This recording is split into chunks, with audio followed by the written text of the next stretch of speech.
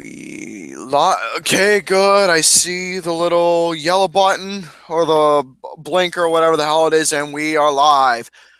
Well, as always, folks, let's just get right down to business. Greetings, one and all. Welcome back to the network, exclusively here on the Film Reviews channel. And yeah, you folks know what day it is. It's Sunday, and it is your Sunday night watch for latest updates, news, lists, or whatever the hell you want to say that relates to everything movie related. So yeah, welcome to another exciting episode of Flicks with Dicks.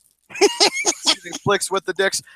I am your host, Chris Hansen, and welcome to Catch a Predator. I'm Chris Hansen. Why don't you see what I would?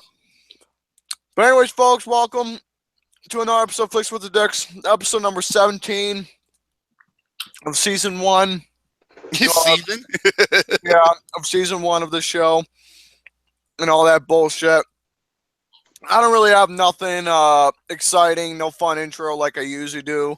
Why? Because, yeah, I'm just going through shit right now, but I'm still here, still with the guys, got a guest, the hosts are here, and we're going to try and, have a good, fun show for you all, entertain you all, and go over a bunch of topics to fill you all in the movie world and stuff. But anyways, fellas, go right ahead. Do your thing. Okay, too bad I couldn't bring my camera over and try to fix the exposure and everything, so that I would say, hey, if you get it to 30 likes, I'll take my shirt off, but, I'm not doing that. Get to 30 likes, I'll take my shirt off. No. Yes. I want to see them. I want to see them luscious titties. I'm not doing that tonight. Lucas, fucking Lucas. I'll do it. I want to see what type of Wonder Bra he's wearing. I'm not wearing a Wonder Bra, you asshole. I'm taking my shirt off here because my chest is really hairy. Well, get it waxed or shave it. 30 likes, I'll take my shirt off. No one doesn't like hairy titties. Don't worry, I'm not hairy. Don't worry. I gotta be silky smooth for my beauty. Wait, what the fuck? Wait, I'm going to go shirtless. No, BJ Fox, like, don't you dare do that. We already saw enough of that from Trevor Phillips from Grand Theft Auto 5. Yeah, something like that, in a way. Yay. Ladies and gentlemen, welcome to Flicks with the Dicks, episode number 17. Introducing first, we have our special guest, LCMuscles. That's right. The host of the Painting Podcast is here on Flicks with the Dicks. I'm very glad to be here.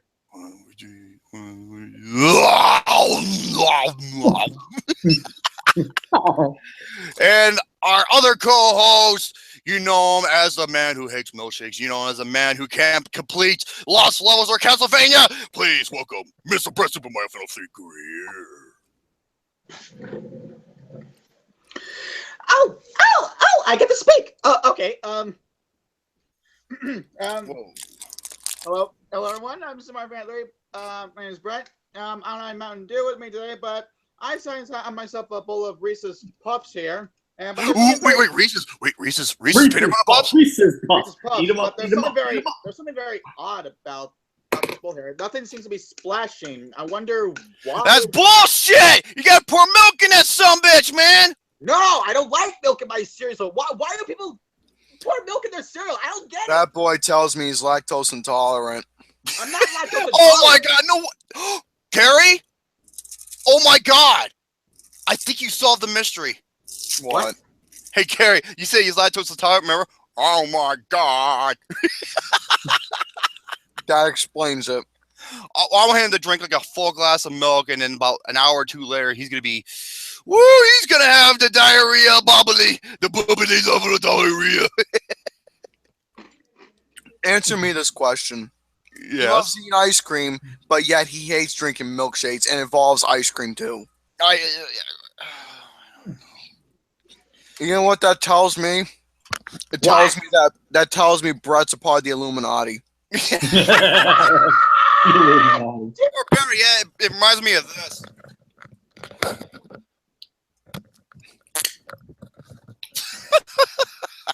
What the hell are you doing? You didn't hear that?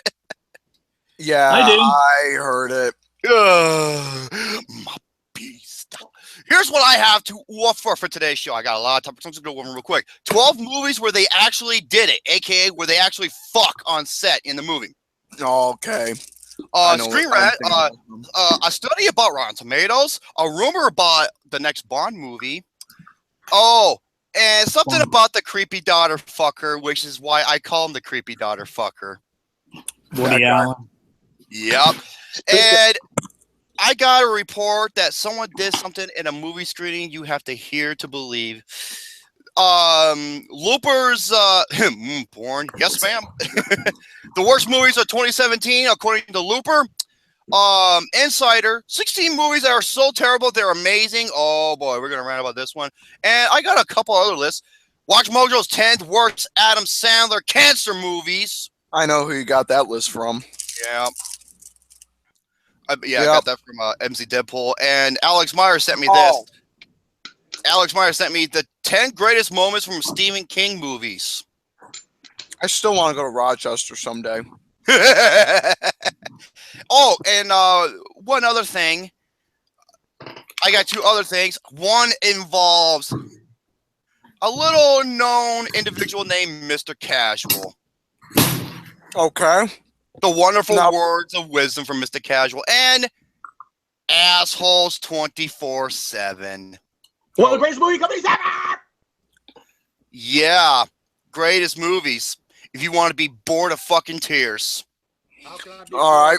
When I put a lot of their movies on my top 10 list. Yeah, same here, but on my worst.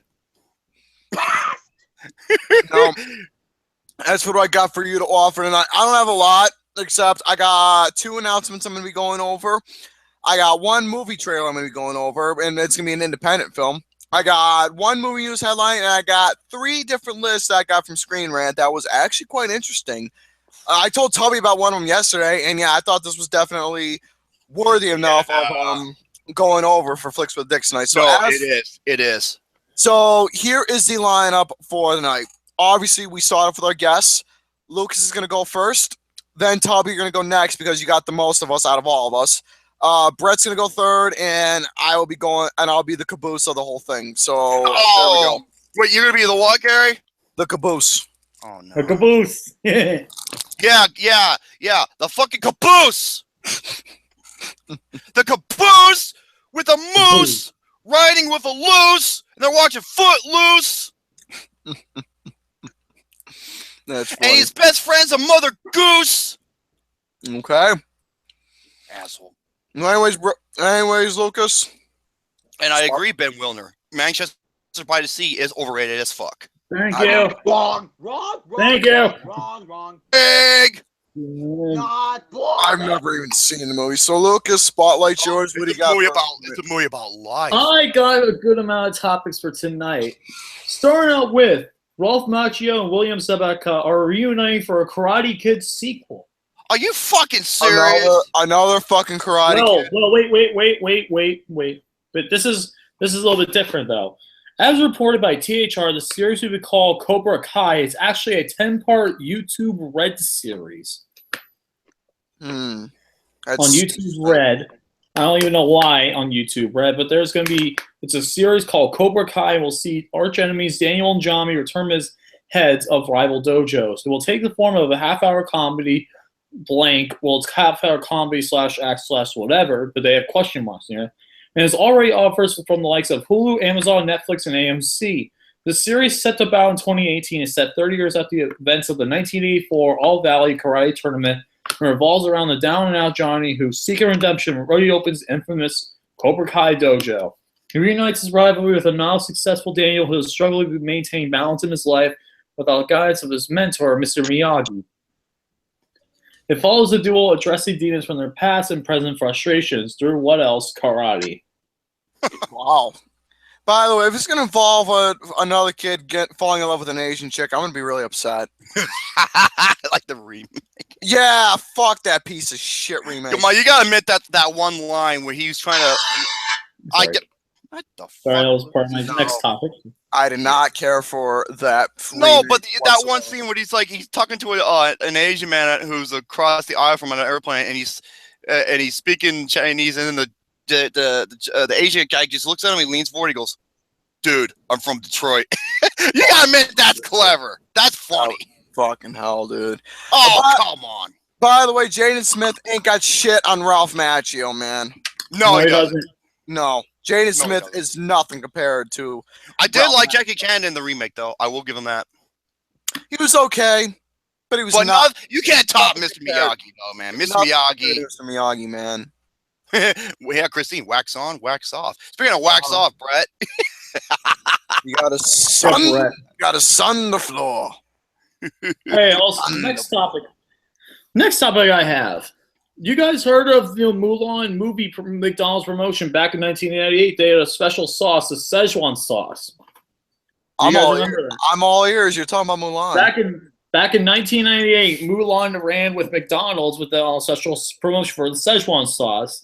And if you watch the show Rick and Morty, Rick, that's his favorite sauce, is the Szechuan sauce from Mulan, and they can't get it anymore. And now the creator of Rick and Morty, Justin Roiland, officially maintained a bottle of the Szechuan sauce, which actually McDonald's confirmed they actually have the McDonald's Szechuan sauce. And it has a pretty good description. And here's the description I'm going to talk about. So it's for use in McDonald's restaurants only in dimension C 1998M during limited promotional window, and then maybe again 20 years later. Do not serve the mad scientists traveling with their teenage grandson. Potential non-scientist versions of mad scientists from which there is an alien version of and/or Jerry. But yeah, if you guys call Rick and Morty, like at the C 1998M is a dimension where it's always the year 1998, and the Szechuan sauce is, so they have McDonald's might be renewing. My Oreo cereal! No, that ain't my goddamn cereal! That's kind of like what my mom was doing the other day. Touch my cereal! If you're talking about McDonald's, God damn it! Rock and roll McDonald's. Hey, Gary. Rock and roll McDonald's. My friend. Gary, That's how Alex would do it. Alex would be like, rock and roll McDonald's. What? But anyway, though, yep, This there is box- McDonald's Szechuan sauce. It might come out. This box was half full. Now look how much is left. No, that's bullshit. It's half empty. Oh, Hey. it was literally. Gary, Fucking hell, Gary, I'm running out. Gary. What? Would you like some of my Reese's Puffs? No, I don't, because I got some milk in it, and then I will talk. No, I got two more No boxes milk. of this. I got two more boxes of this stuff, so it's okay. I better. All right, that was the end of that topic. Next topic I have. How Disney movies would have ended if their characters made rational decisions. You all right there, Gary? Like Elsa coming out of the closet. Number one, Cinderella. There's a picture of Cinderella, and she goes, hey, this stuff is going to wear on off a bit. My name's Cinderella with my stepmom. Remember my face? Don't try and find me based on my feet. Exactly. Oh. Well, you know what? When it comes to... Here's one thing I learned about Cinderella. The prince, he has a foot fetish. Yeah, he does. Next one, Mulan. Oh, boy. And Gary, I don't know if Gary's here, but this is the... Hold that one. Go to the next one. Snow White. Next one, Snow White. Yeah, all brides, all your guards with thousands of new diamonds in my new roomie's mine daily. Enjoy rotting in the jail cell for the rest of your life, Mrs. Former Fairest of them all. It's pretty much where Snow White gets the 7 doors of mine diamonds, and she gets to rob. She gets to arrest him. Oh, I thought she's going to throw an apple at someone, then it kills them. Hey, Little Gary. Mermaid. This one's pretty explanatory. The Little Mermaid. Wait. I'm the one that rescued you. Huh. Oh. No, that's not true. Why is she wearing something that covering her tits? That's a good point. I mean, Gary, come on now. Come on now. You can't find seashells that fucking big. Sally sells seashells down by the seashore. Hey, Gary. What do you I was want? actually going over how Disney movies would have ended their characters made rational decisions. I was talking about Mulan. Yeah? And Mulan goes, I'm actually a woman. And then the guy goes, whatever. Is that a real dragon? Who gives a shit about your genitals? You have a fucking dragon. Oh, by the way, Brett, I eat my cereal the right way. No, this is the right way here. Dry and crunchy. Oh, milky and tasty. Oh my god, I dropped one. Oh, whoop-de-doo. So anyways, go ahead, Lucas. Next one, The Lion King. Young Mufasa points out and says, he killed Mufasa. And he goes, oh, and everyone else goes, oh yeah, makes sense. Totally believe it. He was singing a song of 1,000 hyenas yesterday. Fucking hell. For Aladdin, oh god, this is the next one, Aladdin. Okay, for one, I wish for Jasmine to lust after me. No love necessary. 2, I wish for all my loved ones to be made retroactively immortal, so that they never died in the first place. 3, I wish for more, like 100 more genies. Oh fuck you! And the genie goes, "Oh fuck you all."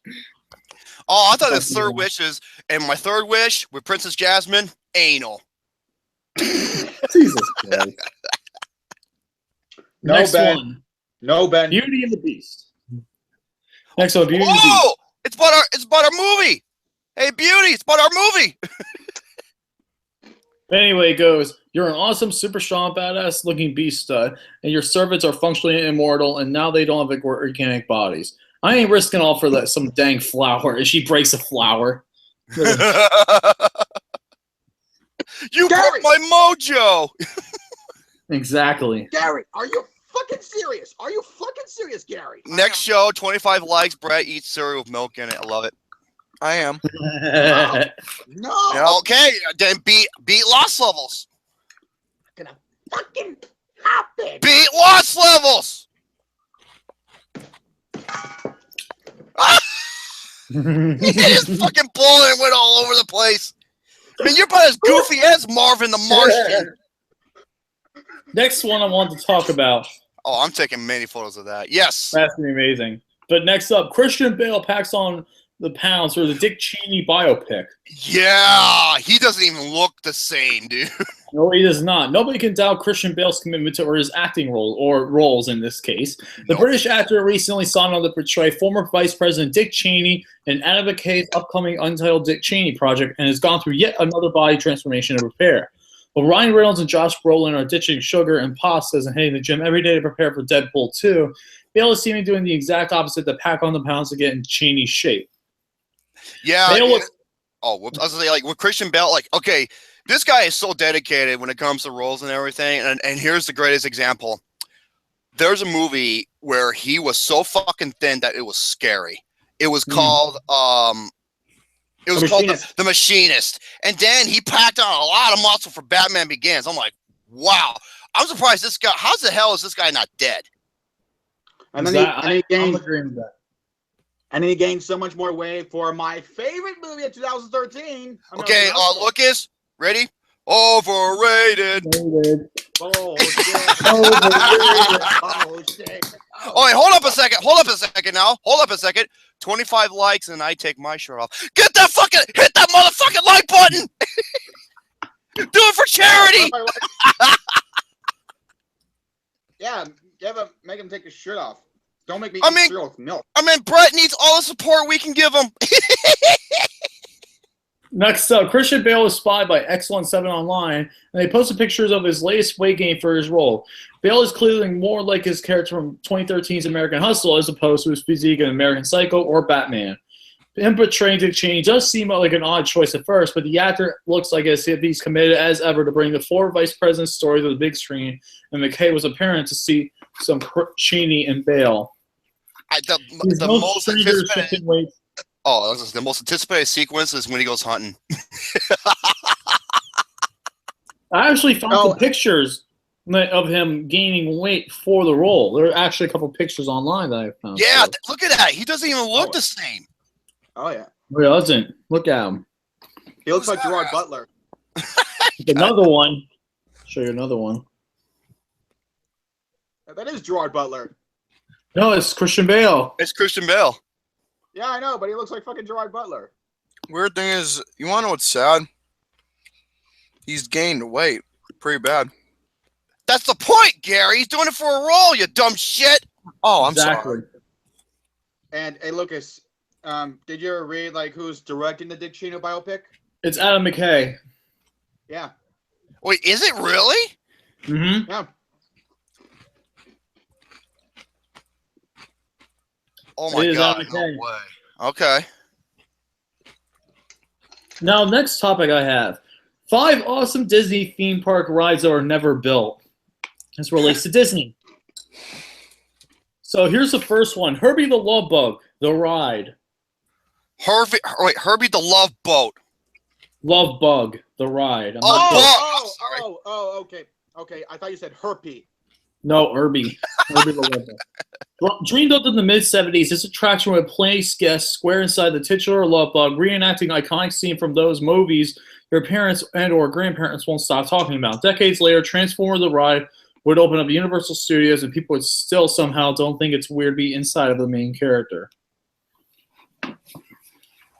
Wow. Next one up, Hotel Mel. If you hear the words Darts ride based on Mel Brooks, aren't immediately furious that it doesn't exist. You're doing it wrong. The original concept for a haunted hotel ride would become the Twilight Zone Tower of Terror, was a straight-up spoof in which Mel Brooks found himself shooting on location at a haunted hotel. It probably could have provided the social commentary that Blazing Saddles did, but would you settle for some balls jokes in the vein of Spaceballs? You want balls jokes? Just watch Baywatch. Mm-hmm. The Incredibles. There's an Incredibles ride. Oh, that'd be interesting. I'm all ears. Well, when Superstar Limo turned out to be one of the worst rides in theme park history, Disney briefly considered replacing it with an Incredibles themed ride, which would be hilarious but also surprisingly intense. Hopefully, young children would have inspired the gruesome fate of Syndrome. Or spoiler, I guess. This is spoiler. It's talking about spoiler. It's talking about Syndrome getting killed. Right. Fate. Next up, Tarzan Rainforest Roller Coaster. Conceptualized for the Africa portion of Walt Disney World's Animal Kingdom, the Tarzan Rainforest Roller Coaster sounds like it would have been all kinds of badass. An inverted coaster on which kids would learn about indigenous flora and fauna. Then again, I'm not sure kids would be able to concentrate while upside down, but I do wish I could learn all the facts in that sort of setting. I'd never want to stop learning. Well, okay. Unless the ride doesn't have Phil Collins playing in the background, I'm not interested. Well, you know what? Who the hell am I kidding anyway? I don't care. Fuck roller coasters. You know what? Wait. What? Can I be honest with you? I'm actually 50-50 with Brett on that. Why? Because here's the thing about the pros and cons about roller coasters for me. 1, it involves heights. 2, I tend to get sick on them. And 3, it's too bumpy for me. And 4, the other thing is roller coasters can be fun. It just depends the ride. So I just got a little biased. But most of all, fuck Ferris wheels, dude. Next up is Atlantis Expedition. The last one, I mean. Originally planned as a reskin of the park's classic submarine voyage, Atlantis Expedition would see kids and adults alike manning mechanical arms and scooping up sunken treasure from within the confines of their practically microscopic submarine seats. But weirdly, a multi-bajillion-dollar corporation weirdly didn't want to build a ride that is based on Atlantis, a movie with a 49% Rotten Tomatoes. It's a small world after all, isn't it? Uh-huh. Last topic before I go into my movie reviews, I have talked about these two Florida animators in the Ringling College of Art Design creating a new Pixar-like short film that is getting Oscar buzz. Oh. Is it, let me get, okay, is it going to be about the one where this one guy who did like a Pixar type theme where it's about this kid who had one leg and then he got his little puppy, had a missing leg too, and they were starting to build connections? Because I thought that was a very beautiful short film.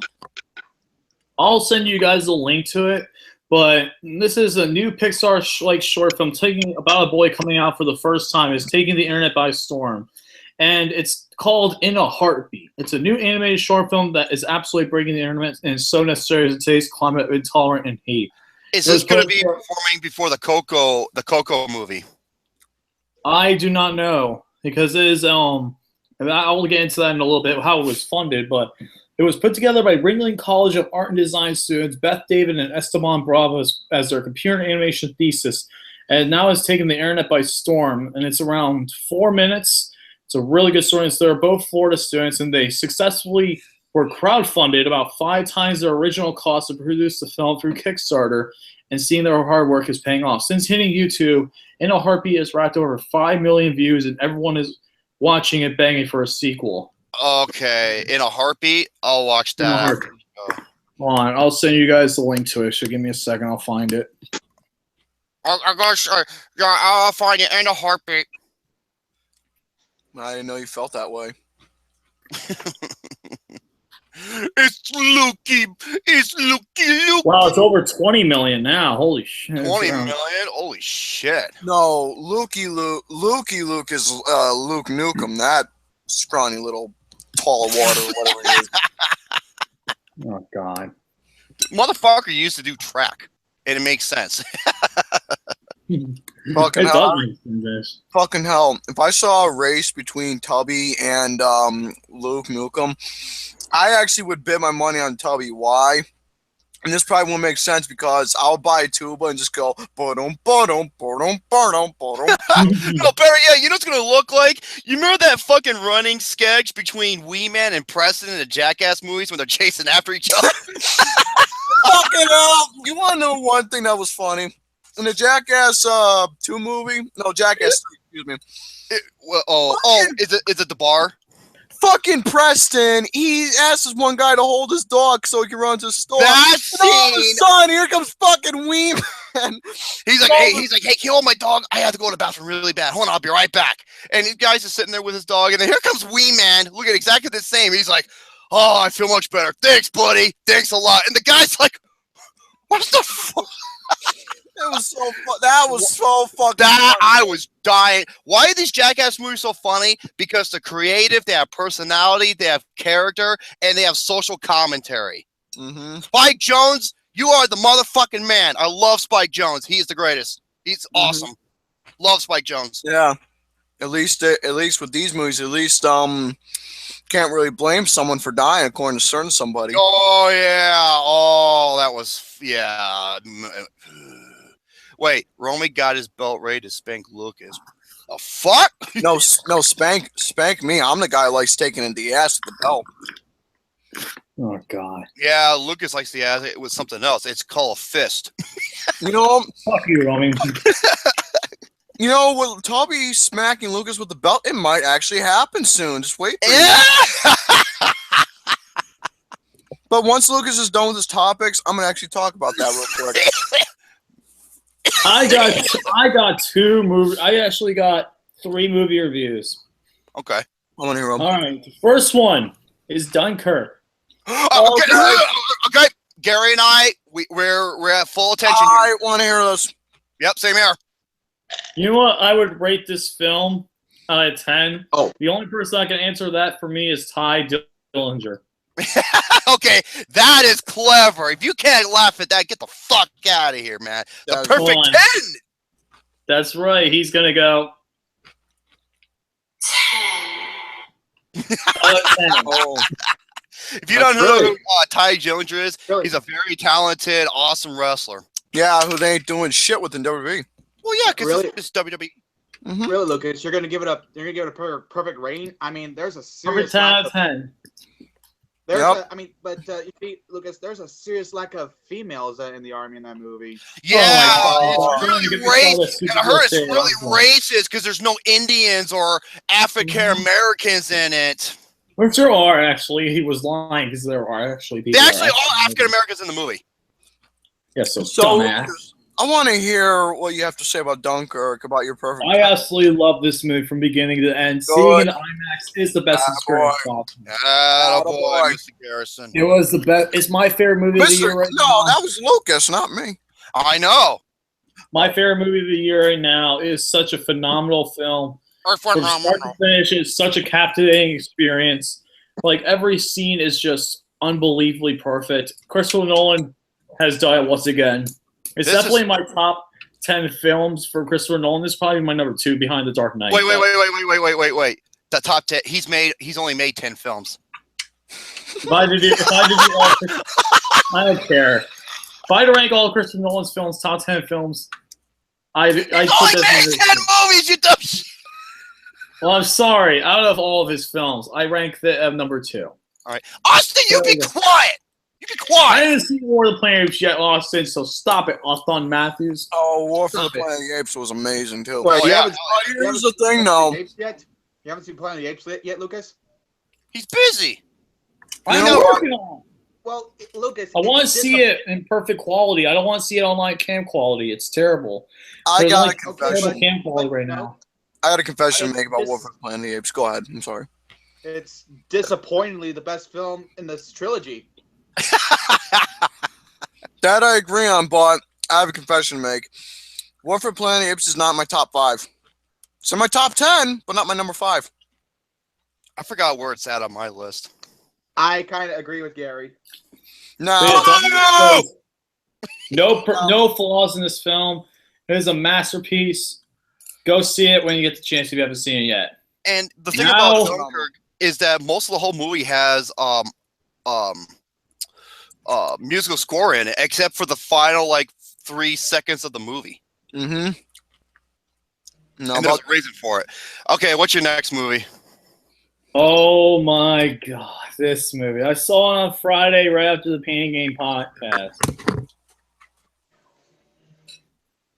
And that is the Emoji Movie. Okay, I'm going to join you for this one. I saw it too. You did? Yeah. Gary? Gary. Hey, Gary Bear. Gary Bear. Gary. Where'd you go, you wet lump of shit? Oh, there you are. I'm here. He saw the he saw the Emoji Movie. Okay. I actually did my review. I saw this movie earlier today. I did my review. If you haven't seen the review, please check it out. All right. I did watch it. I will only give one positive to this movie, and it's for a YouTube video that is featured in the movie, the little kitty video. That's the only positive against the entire movie. It's where the kitty goes, that kitty video. Yeah, it's a cute kitty! Oh, that's the only thing I'll give positive about this entire movie. Was it a keyboard cat? The movie? Pretty much everything else. Okay, this is what I have to say. Is this movie bad? Oh, yeah. It's wait, what are you doing? Hey, birthday girl, what are you doing? Happy birthday to you. No more stuff. Romy smells like you. Oh, you didn't hear that? No. I said happy birthday to you. Your son smells like to you. Happy birthday to you. You smell. Your son smells like poo. What are you talking? No, I said your son smells like shit too. Oh, he smells like shit too. Oh, even better. You're welcome, Kim. Your favorite. Your favorite. Hey, for your birthday. No, your favorite amongst the don't eat plenty of gold. Don't eat too much Golden Crisp. One of them says, "Hey, don't eat too much Golden Crisp." I'm almost like I know. Anyway, the Emoji Movie. Is this movie bad? Yes. I mean, yeah, exactly. It's lazy. It's lame. It's adolescent. And some of the lines of dialogue, it made me shake my head and wonder why. I'm just like, for example, the emojis are the greatest technology ever invented. Oh my God! That's not my pick for the worst quarter of the year. My pick for the worst quarter of the year came from the movie Snatch, and Brett, what are you doing? Brett, what are you doing? Making sure my Blu-rays are in order. Brett, what are you doing? Well, anyways, continue. Like you're something. Be quiet! Okay. Now, yeah. Oh, there's another quote in this movie that's really bad. Women are always coming up with stuff that men are always taking credit for. Talk about being feministic. Fucking really. Mm-hmm. And oh yeah, and when it came to the the young, dumb, full of cum teenagers, exactly. Those teenagers are dumb as fuck. They say words aren't cool. You want to know something? What isn't cool? And dude, this out of anything, not the bad jokes, not the hand, not the characters, but there was one thing that pissed me off the most, and I'm going to spoil it too. So if you don't want to hear spoilers, I would just mute. It's the fucking Emoji movie. I'm going to spoil it right now, so watch out. The spoiler is the final sequence where that kid finally starts talking to his girl. This girl he likes? Yep. Let me tell you right now, if you want to talk to a girl you like, don't send a goddamn emoji. Put your fucking phone down or shove it up your ass, have the pair of balls, and go talk to her like a fucking man. Jesus Exactly. Christ almighty. Are you done, Gary? I'm sorry. The emoji, sending an emoji, it's pussy shit. And Gary, Shane called it, didn't he? Yeah, dude, I knew he was going to be right throughout this whole film. Yep. He was. Okay, if you will see my review, I mentioned it that Shane, he said in a summer movie preview that we did that this movie was going to have that plot, and he was right. And that's what the whole fucking movie was about. By the way, if you want to talk about someone who lives the life of meh, come talk to me, because I live it every single day. I live meh every day. A lot of people are going to be like, are you serious? But now listen to me. Yeah, this movie sucks. However, it's not the worst movie. No! Dude, I've seen so much fucking work. Dude, I still think The Boss Baby is the worst animated film of the year. I didn't even bother with that movie. I hated that motherfucking movie. I didn't even bother with it. However, and also, here's the biggest sin. This straight to DVD quality film rips off Wreck-It Ralph and Inside Out. Now, folks, I said this in my review. If you do a side-by-side comparison of the beginning opening between Emoji and Inside Out, you can see the total comparison of, what Emoji movie was doing. For me, I give this a 1 out of 5. These two fucking characters were the goddamn worst. And in my hand, and it was the high five. I was just like, I know one way to make you shut up. Here, get in my pants and give me a massage. All right, that was the one thing, and the other one was the fucking villain. The villain was horrible. No, Austin's like, wait, 1 out of 5, dude. I've seen so much fucking worse. It's a 0. It's a 0 for me, honestly. It's a 0. Same here. Okay, I mean, it's like with Transformers. Is it garbage? Yeah. However, dude, I've seen so much worse. Dude, I'm not gonna lie, I did too. But here's the thing, though: is this to me? The only disagreement is this is my worst animated film of the year so far. No, The Boss Baby. Even though, actually, I have another review as well. Crazy. This movie just bored me, and for how lazy and stupid it was. Boss Baby pissed me the fuck off. Both of them were on the same exact level for me. Except I was a shy off giving The Boss Baby I think it was a 0. I gave that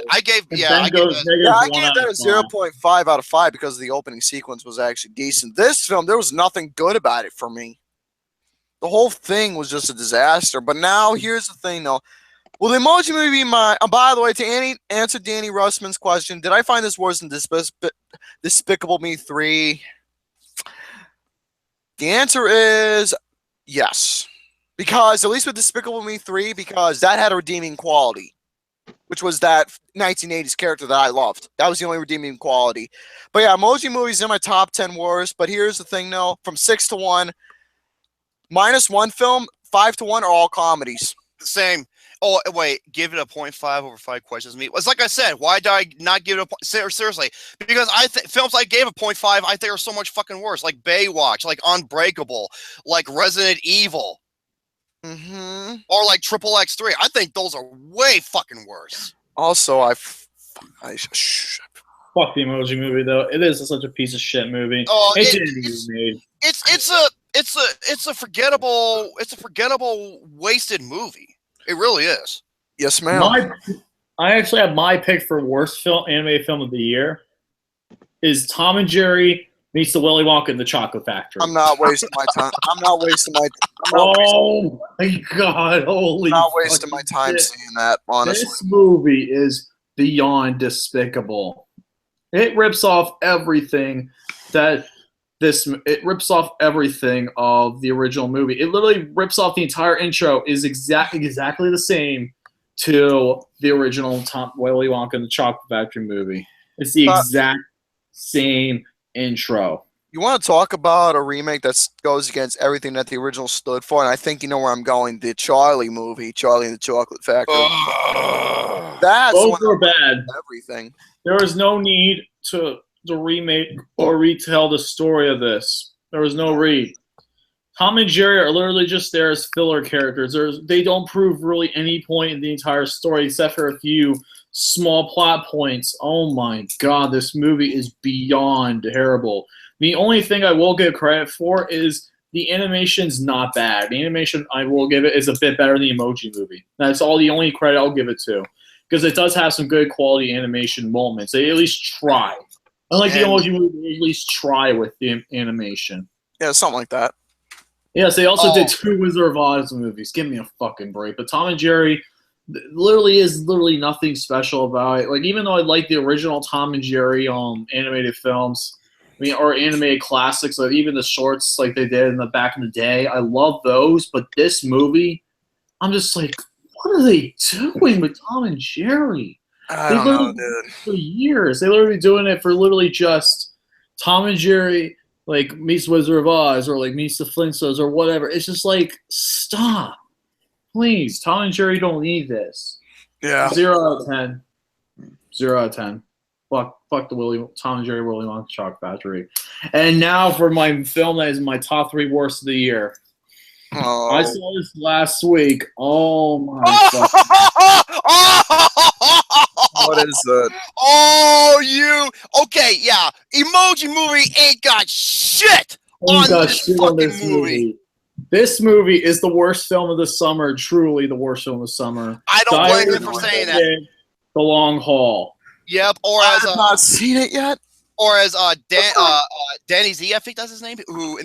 He helped me out with a portion of the nickname, Diarrhea of a Wimpy Bitch Ass.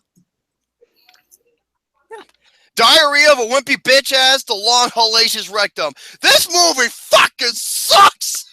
This movie is beyond appallingly bad. I told you, dude. Continuity errors, so many terrible characters. Like Roderick the brother. Oh my god! The entire year, dude. Roderick is so fucking stupid. He makes no. He says this in the movie. If I win $1,000, I could buy 10 vans. I'm like, maybe in 1967 you could buy 10 vans, but not now, you dumb shit. Sorry. Oh no, Roderick is so fucking dumb. He makes Lucas look like Vincent Van Gogh. No, you want to talk about a guy who makes Lucas look like fucking Charles Darwin? It's a guy who pulled the Barbra Streisand effect a while ago.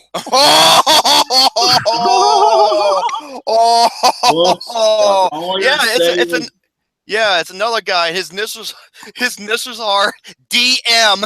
Depeche Mode. Diaper hands. Oh my god! What did you think of the intro, the first 5 minutes of the movie? It was probably the worst 5 minutes almost out the entire, other than Fist Fight. It was probably the worst. It's my worst intro of the year. Same. Poor baby. Oh wait, I God, hate it. literally, this movie is beyond awful. The mom in this movie, I swear to God.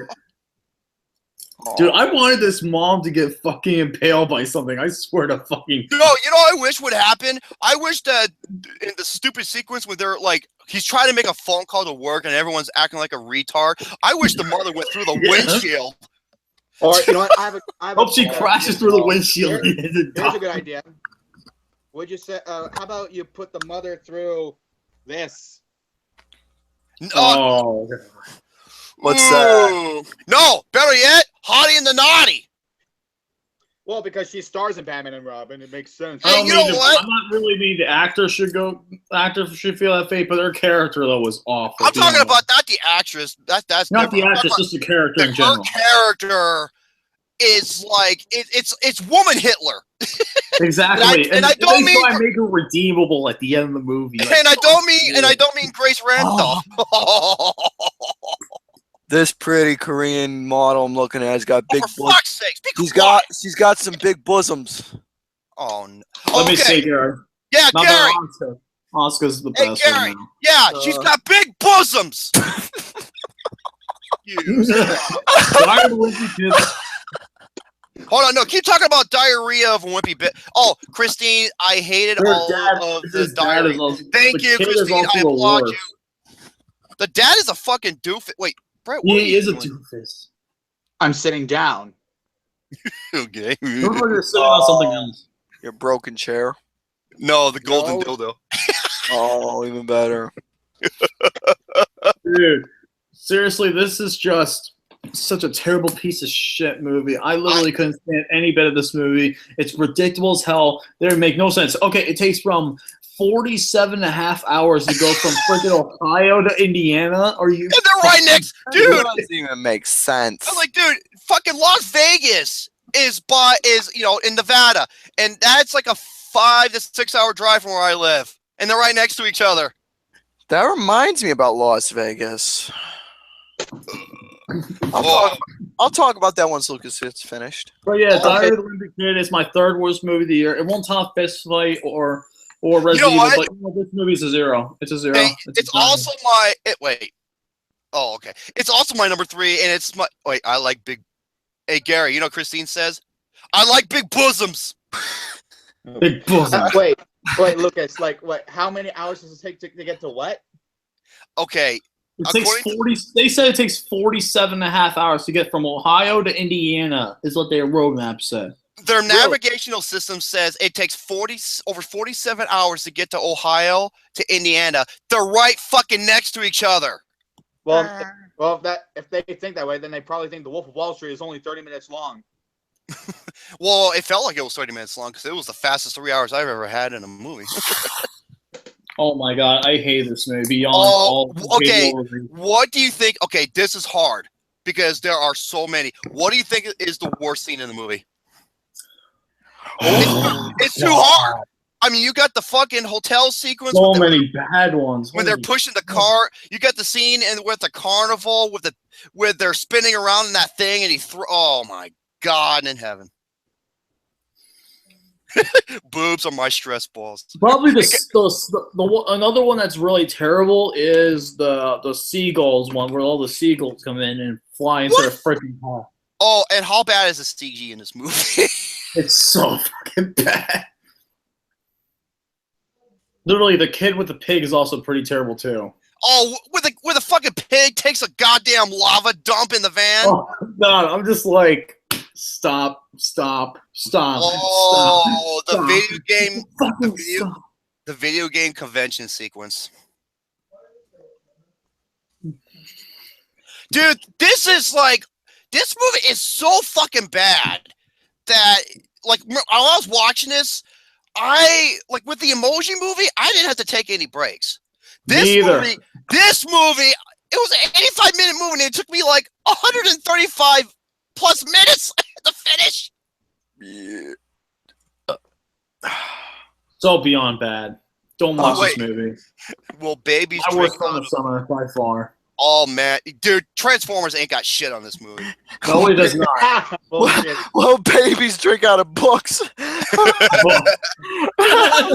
That's actually funny. I knew Benji meant. That's what I'm calling. Hey, Gary. I'm calling. Gary, before we move on, I give it a 0 out of 10. But anyway, Gary, before I move on, look at Oscar.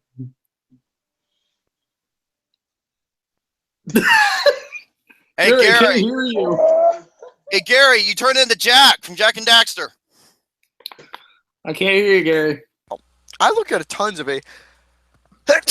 Asian babes on the internet. Oh, come on, get. Oh, by the way, do you watch JAV? Because I do. Gail Kim. You know what JAV? Yeah, Gail Kim is amazing too. I even got a picture with Gail Kim. So hey, JAV is Japanese porn, and I watch the lesbian stuff only. Why? Because the men don't know how to make love to a woman, right? So yeah. There's literally a video of this guy licking this girl's face out of nowhere. Don't Japanese Lucas, you missed it. Well, here's the thing with Lucas. At least, see, the thing is with I'm not gonna say. I'm not Wait. Babies drink out of books.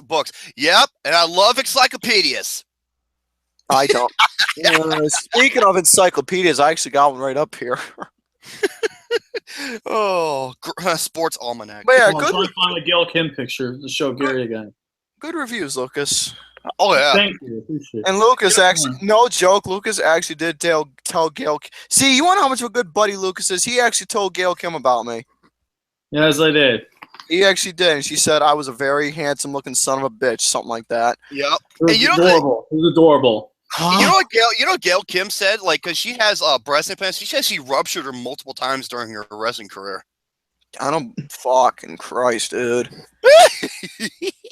I like to erupt them someday. Oh, for fuck's sakes. I'll be quiet. So, anyways, I'm not gonna. I'm gonna be quiet. And you know what? Why? No. I'm not gonna spoil it, but Gary showed me where that originated from. I was fucking dying. Yeah.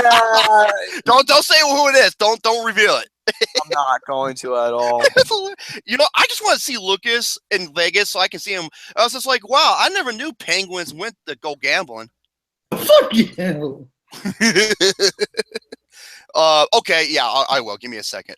Okay, Lucas, what else you got on the list? That's it for me, though. Those were movie reviews, my last thing, so. All right. Well, before we get to Toby's topics, not to get to me for a second, but I just want to get this out of the way. For those who missed Pain and Gain and Shano's announcement of what he talked about in the beginning of that episode, basically, I made a post about it, but for those who are tuning in, I'm going to make one final thing before I bring it up again when the time comes. I'm going to be going to Las Vegas soon in November 17th, and so I just want to let you know for the vinyl record, for future plans, obviously, a week prior, we are definitely going to be doing Flicks with the Dicks that week before I go to Vegas. I'll be heading off November 17th up until November 20th, so no Flicks that weekend. But I plan on doing Flicks with the Dicks on sometime during the week. That's kind of funny because that's like right before my birthday too. Now, funny thing is about Flicks about this, the ideal factor is that I'm going to be having a couple buddies of mine joining me and my pops for Vegas. And as for who these buddies are, it's going to be Shano, it's going to be Lucas, and it is going to be Tubby joining along for this.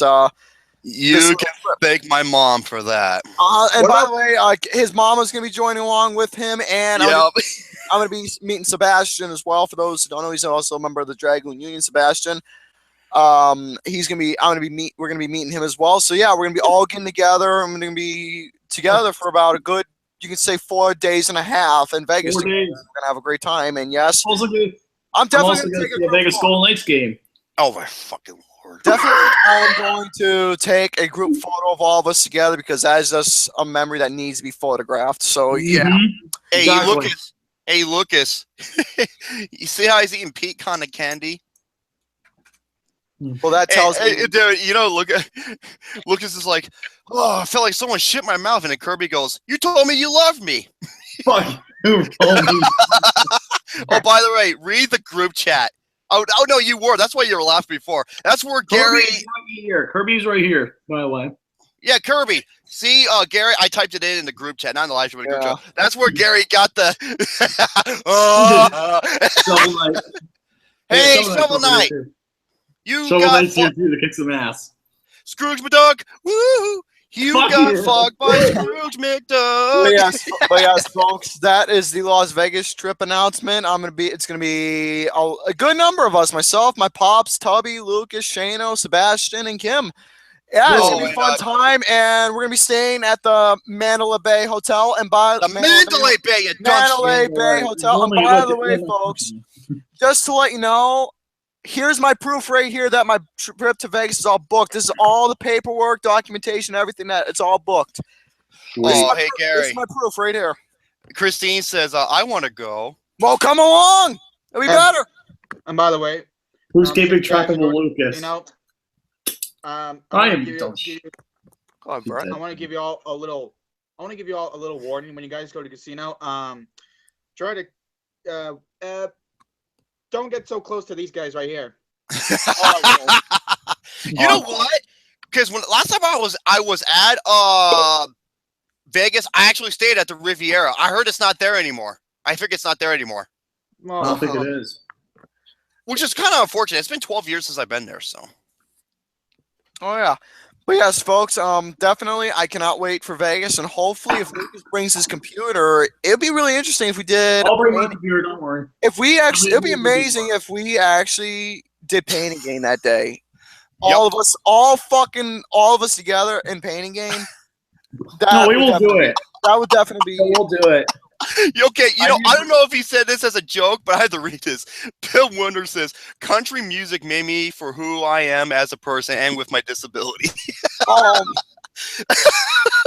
But Vegas, no, I will be bringing my computer because I'm bringing work. I'll be doing work beforehand. I'll be doing.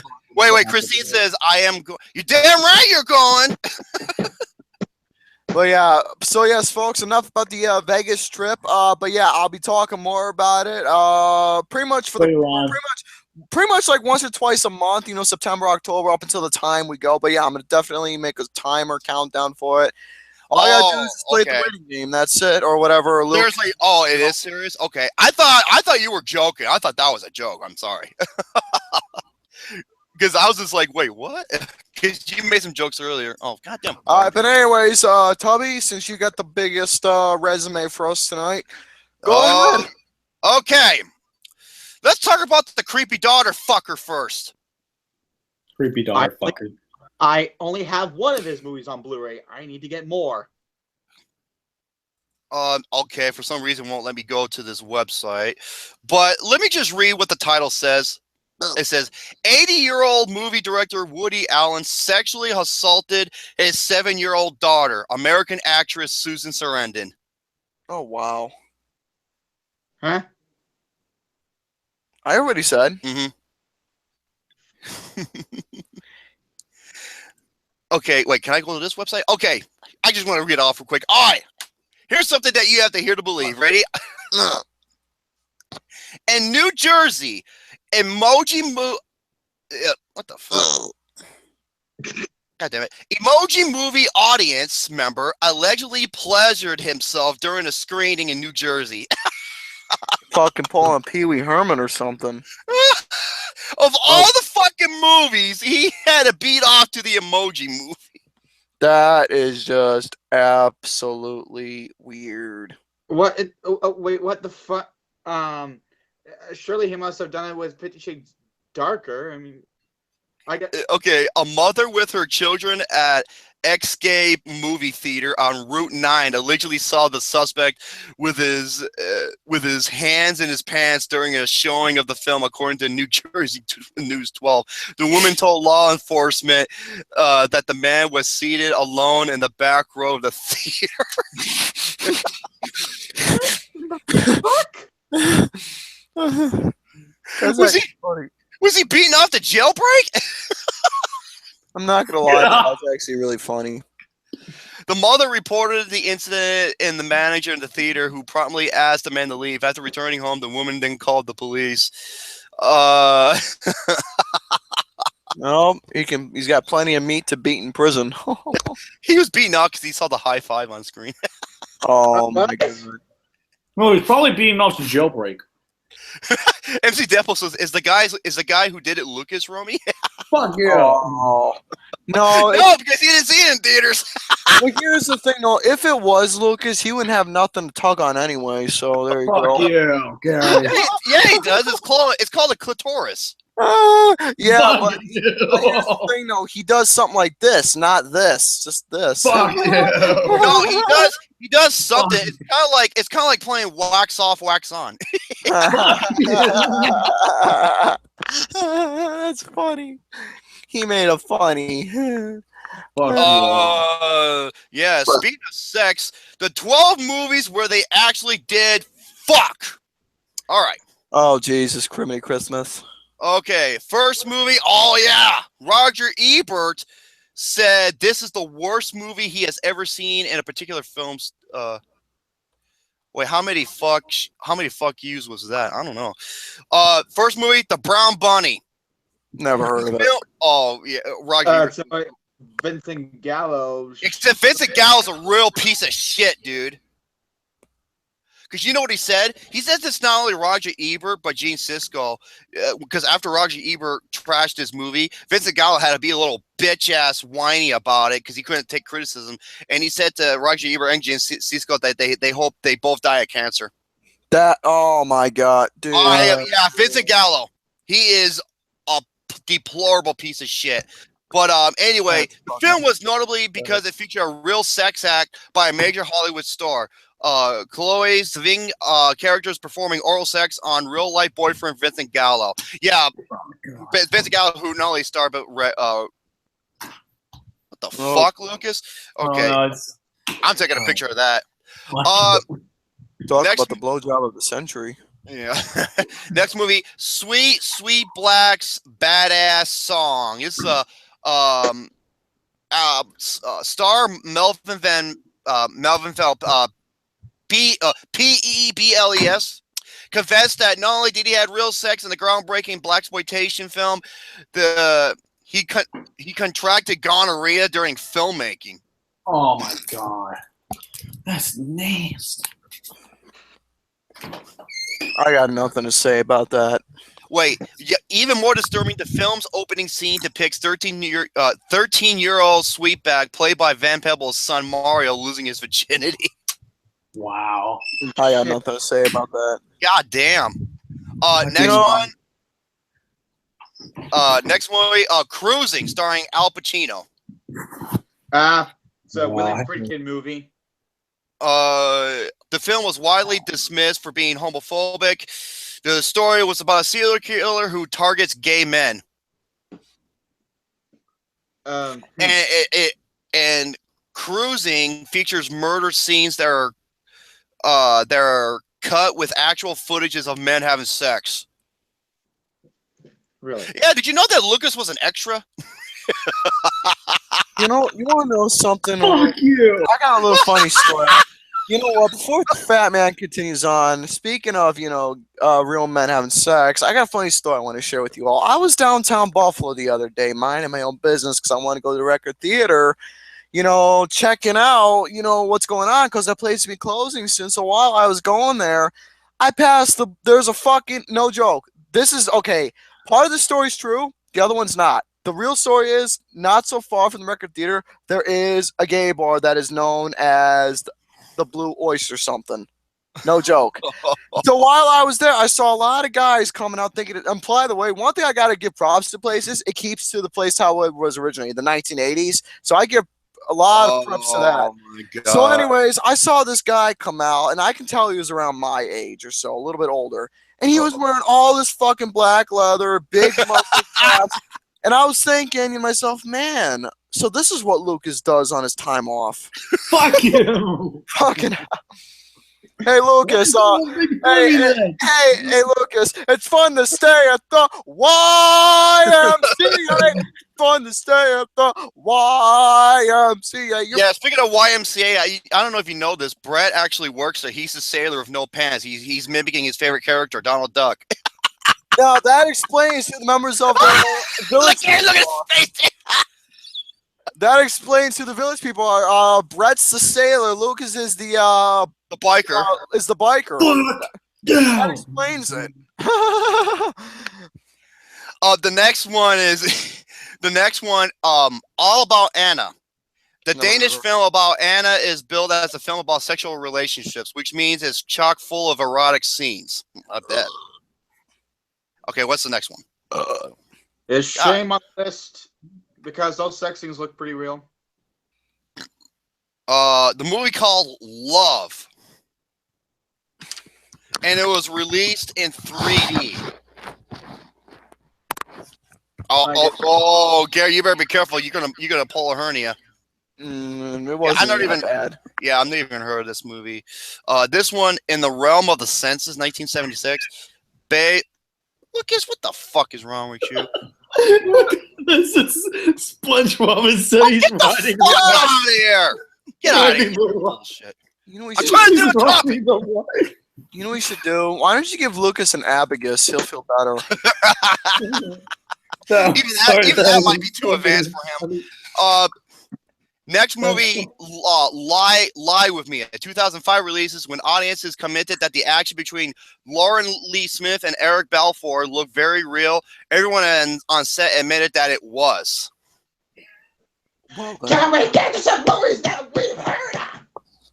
Oh, okay, this one. Okay, this one is infamous. Caligula. Okay, yeah, I've heard of Caligula. I've heard of it. Caligula is a almost 3-hour movie that stars oh fuck, I forgot what his name was. But anyway, it's based on the real life exploits of the notoriously insane and lustful Roman emperor, and features plenty of gruesome sex, including penetration, fellatio, and ejaculation. You know, the three. You know, the best of all three worlds. You want to know the funny thing is, I actually did see this movie. I have too. It's fucking awful. The film is called one of the most obscene mainstream movies ever. Roger Ebert himself gave it 0 stars. He's against it by all means. And and IMDb's parental guide states that no child should ever watch it, and several adults will have trouble with it. The film's sexual content is considered pornographic and mature, with several hardcore inserts intended to sexual arouse, but really turned out to be quite disturbing. Yeah, quite so. This one has Mark Rylance. It's called Intimacy, a 2001 release. Why does that sound like a porno name? I have no idea. Hold on, let me see. It literally sounds like a porno. Next, God, I've never heard Ken Park. Never heard that one either. Oh my God, it scared the fuck out of me. Good. 8mm 2. I never knew there was a sequel to that movie. What? The Nicolas Cage movie? Yes. No, it's the size of Jerome's dick. 8mm. Oh, okay, I'll give you that one. No, I'm more like a desert eagle. I like eagles. Okay, let's go over. Okay,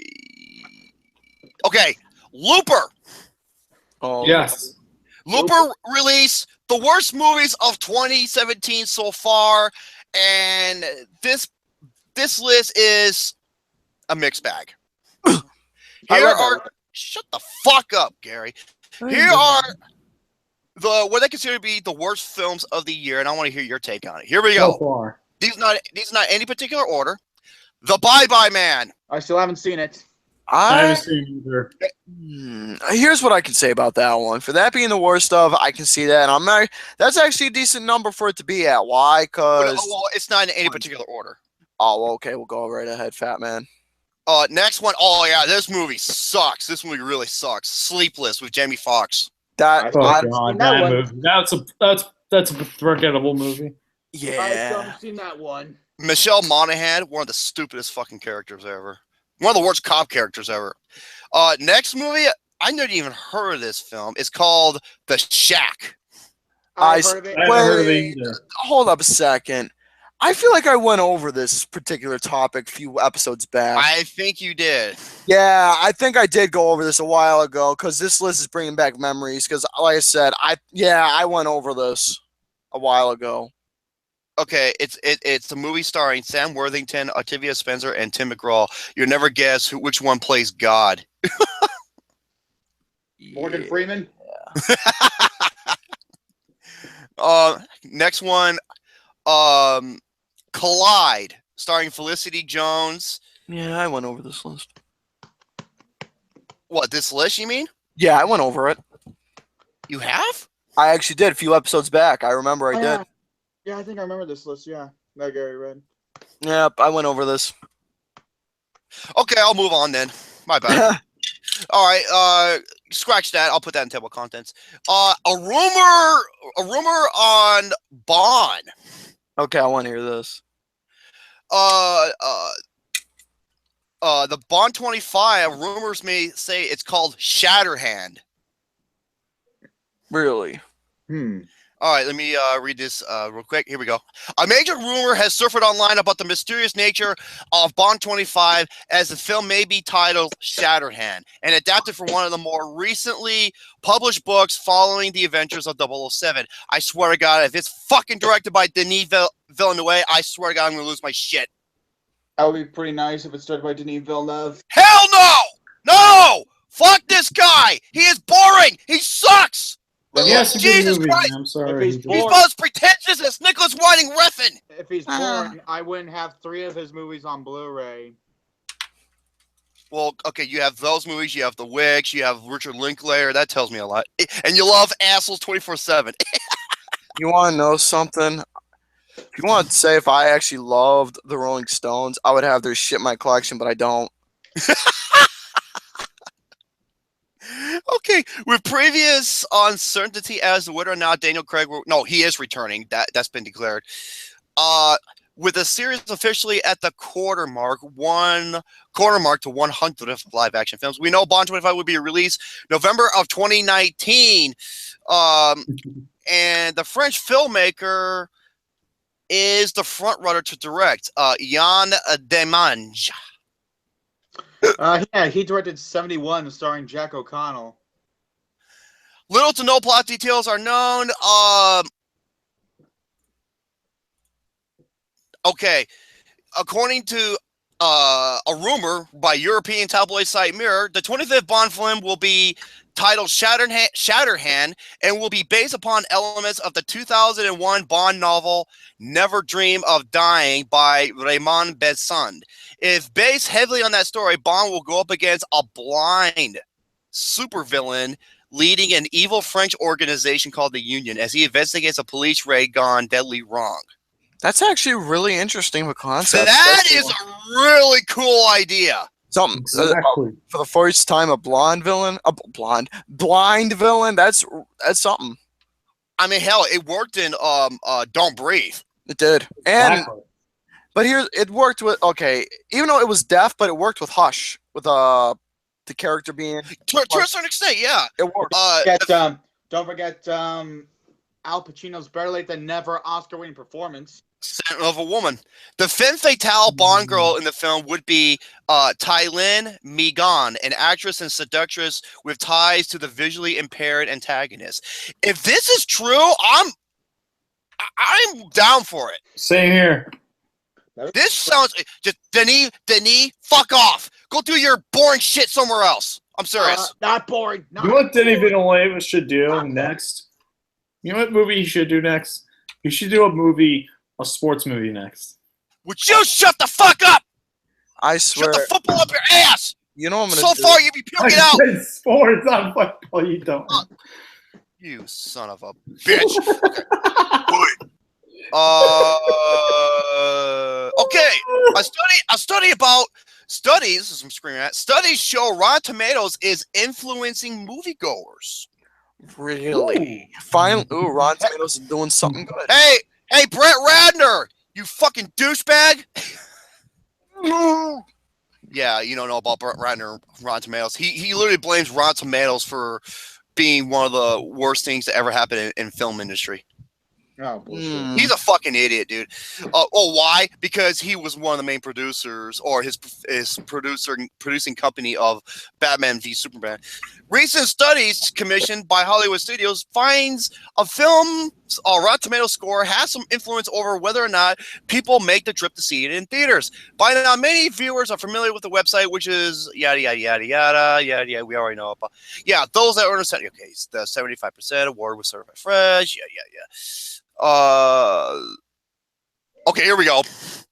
Those who follow big franchises like the DC Extended Universe and MCU know that fans take a great deal of stock in Rotten Tomato scores, hoping their most anticipated movies do well with the critics. That's what I do. You know what? I don't. Okay, do I think Rotten Tomatoes is the perfectly accurate thing? No, because last year I don't think I saw more overrated movies than I think I've ever seen. According to THR, film. Brett, what the fuck are you doing? Are you playing bareback horsey on your chair? No. I can imagine Brett when he was a child. He had one of those little springboard rocky horses that he go back and forth. And I think he misses that, so that's why he's trying to recreate on his chair. I bet you know why he's not riding it, because it probably fucking launched him like a rubber band. If Lucas got on one of those things, he'd probably break it. You know what? Lucas and I should go on the teeter-totter.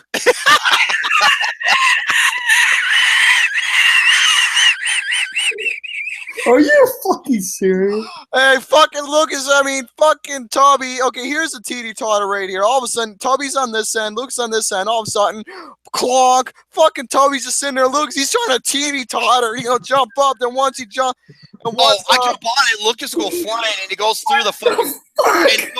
And it goes through the goalpost and be like, yay, 3 points. Fucking hell, dude. That's fuckers. According to, if Lucas and I were on one side, you need the whole fucking kindergarten graduation to go on the other side. By the way, I need more water. You know what? That reminds me, Tubby. Since I'll be seeing you in person, I can have that game of pool with you. Yeah, I'll play Yes, it. yes, you know what? That is true. The Mandalay Bay has a great swimming pool. All right. According to THR, a study conducted by the Nielsen Research Group states 7 out of 10 moviegoers are less likely to see a movie if the Rotten Tomato score was between 0 to 25%. What do you think about that? That's amazing.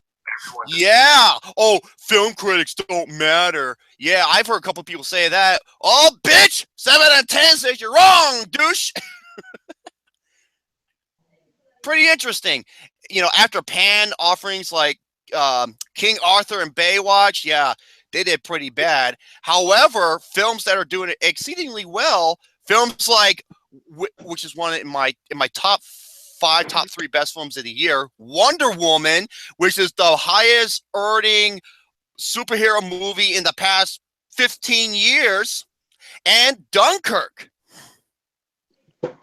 Really? As well as Logan.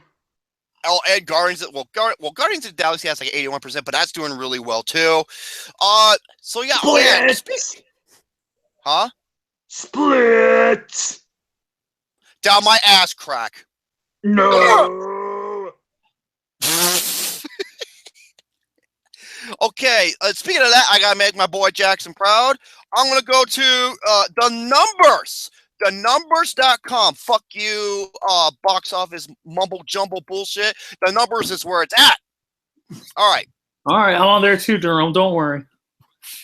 Yeah. See. Okay. Now this is the weekend estimates, mind you. These are not the official numbers. So here we go. Last week's. Dunkirk was number 1. Yeah. Okay. This is. Yep. Okay. Here are the projected numbers. Now the Dark Tower is a massive fucking bomb. Yep. It only made $19.5 million. Jesus. I knew it was gonna. I had a feeling it was going to flop because the marketing was shit. Also, yeah, number 2, and this could be number 1 depending on the numbers. Number 2 is Dunkirk, making another $17.6 million. It's made overall $133.5 million domestically, and worldwide $314 million, and the budget is $100 million. And you got to make at least twice its budget. It's already making a profit, and I'm so happy, so fucking happy that it is. Number 3 is the Emoji Movie. It has made $49 million domestically, $62 million overall worldwide. I'm surprised the movie's doing decent despite. Dude, it makes sense. It's a kids movie. Parents are gonna take their kids, so they'll shut the fuck up while parents. The Wimpy Kid made. How was that a profit? How was that made? How did that movie make a profit? Just please answer me that. Because it costs little to nothing. $22 million. I know a lot of kids movies. That fucking bomb, like Don Bluth's worst film, Troll in Central Park. Watch that movie. Okay, Wonder Woman last week was at number 10. Now it's at number 13 because it's been on theaters for over 2 months or so. It's about to cross the $400 million mark domestically. Yeah, worldwide, Wonder Woman has made almost $800 million. Really? I couldn't be fucking happier. This movie is a fucking masterpiece upon comic book genres. Love this movie, Patty Jenkins. You and Catherine Bigelow are the fucking shit, man. Yeah, it was a great movie. Wonder Woman's a great movie. Oh, and for all you, the feminists like, oh, there need to be more female directors. You got Catherine Bigelow and you got Patty Jenkins. And Sofia Coppola. Fuck no, hell no. Hell no. Bigelow. Yes, Bigelow. Bigelow. I can't stand Sofia Coppola. Oh, yeah, Catherine Bigelow. What else is there? Oh, Girls Trip came in at 4th place, making. I'm surprised how much this movie's made. 85 million. They're saying this is really good. They say it's a damn good, R-rated girls get together, funny movie. And number 5. Speaking of which, so far I've only seen a little bit of Rough Night. I've seen a bit of Rough Night, and my reaction so far is just meh. Man, this movie, I wanted to choke a motherfucker after seeing this movie. Same, I hate that movie. Oh, dude. I've seen so many bad party comedies. It's like this is the worst one. This is the worst fucking one. Nothing's surprising me anymore. Boobies. God damn it! Yeah, big bosoms. All right, number 4. 6th place is Brett's favorite movie of the year, Spider-Man: Homecoming. Oh, Spider-Man. It's almost 300 million domestically. Shut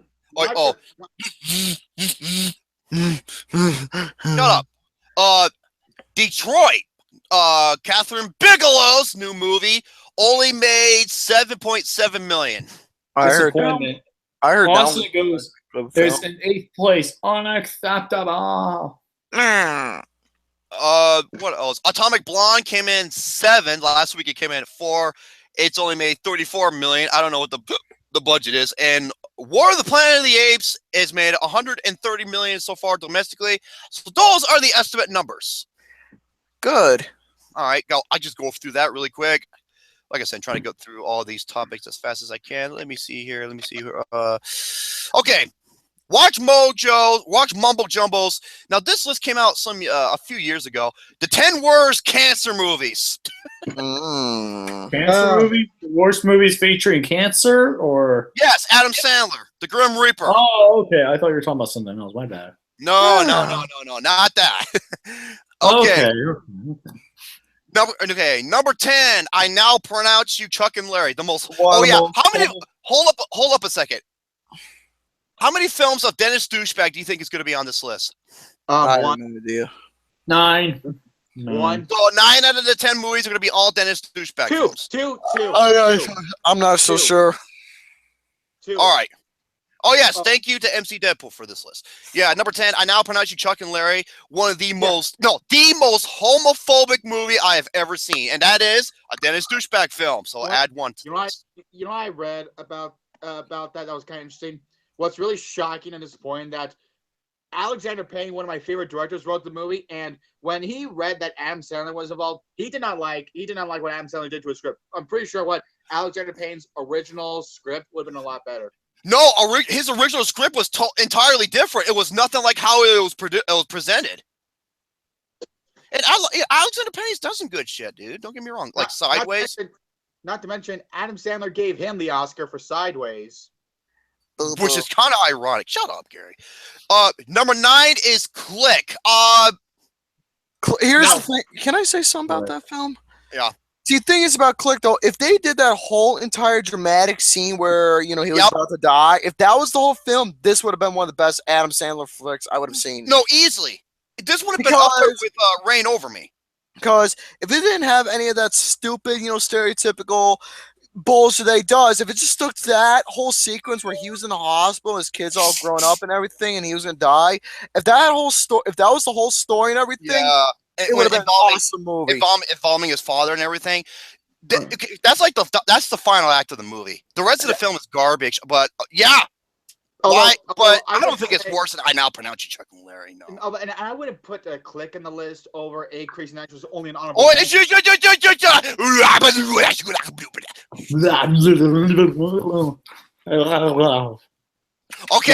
Okay. Tony the Tiger or Pepsi Man, make a fucking GIF out of that, please. All right. Okay.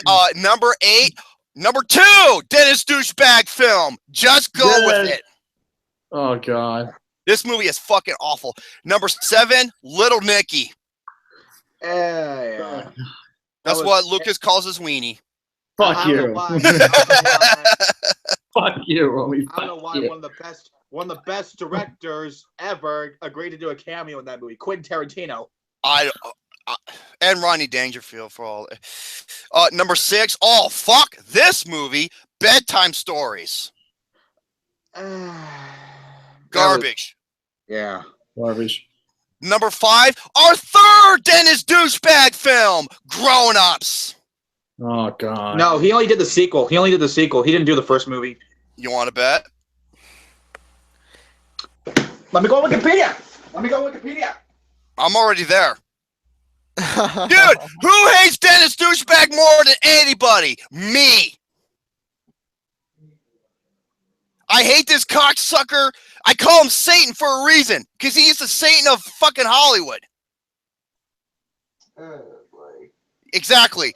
Okay. Number 4, our fourth Dennis douchebag film. Yeah. You don't mess with the Zohan. Oh my Dude. God. That film was so fucking stupid. This film was beyond. He did do the first movie. I thought he only did the second movie. No. Okay, so that was, 1, 2, 3, 4. Wait, yeah, that was our 4. Number 3, That's My Boy. Oh fuck that movie. I will say this: the first hour and something was a 0, and then the last like 20, 30 minutes, it wasn't nowhere nearly as bad. But yeah, fuck this movie. You know, I'm sorry, but South Park did it better. It really makes no sense. There's one thing that really that made no sense in the movie at all. It's like Adam Sandler's character is like known all over the world as the student who fucked his teacher, but then they don't know that Andy Samberg is his son. They had like, oh, it's like it's a big mystery. Then they're like, what? He's just like, how can you not know? Yeah, that would have been. Oh my God. Okay. Number 2, the 5th Dennis douchebag film. Oh, another Dennis douchebag movie. Grown Ups 2, a movie that pissed me off so fucking bad in the theaters because I was writing for the paper at the time. You know what? I was in tears. I was in fucking tears of pain and anger to where I was so pissed. I hit my fucking armrest with like a hammer fist and I broke the armrest. Okay, you know what? I saw that movie on a cruise ship. It was playing outside on a cruise ship. The whole crowd was watching.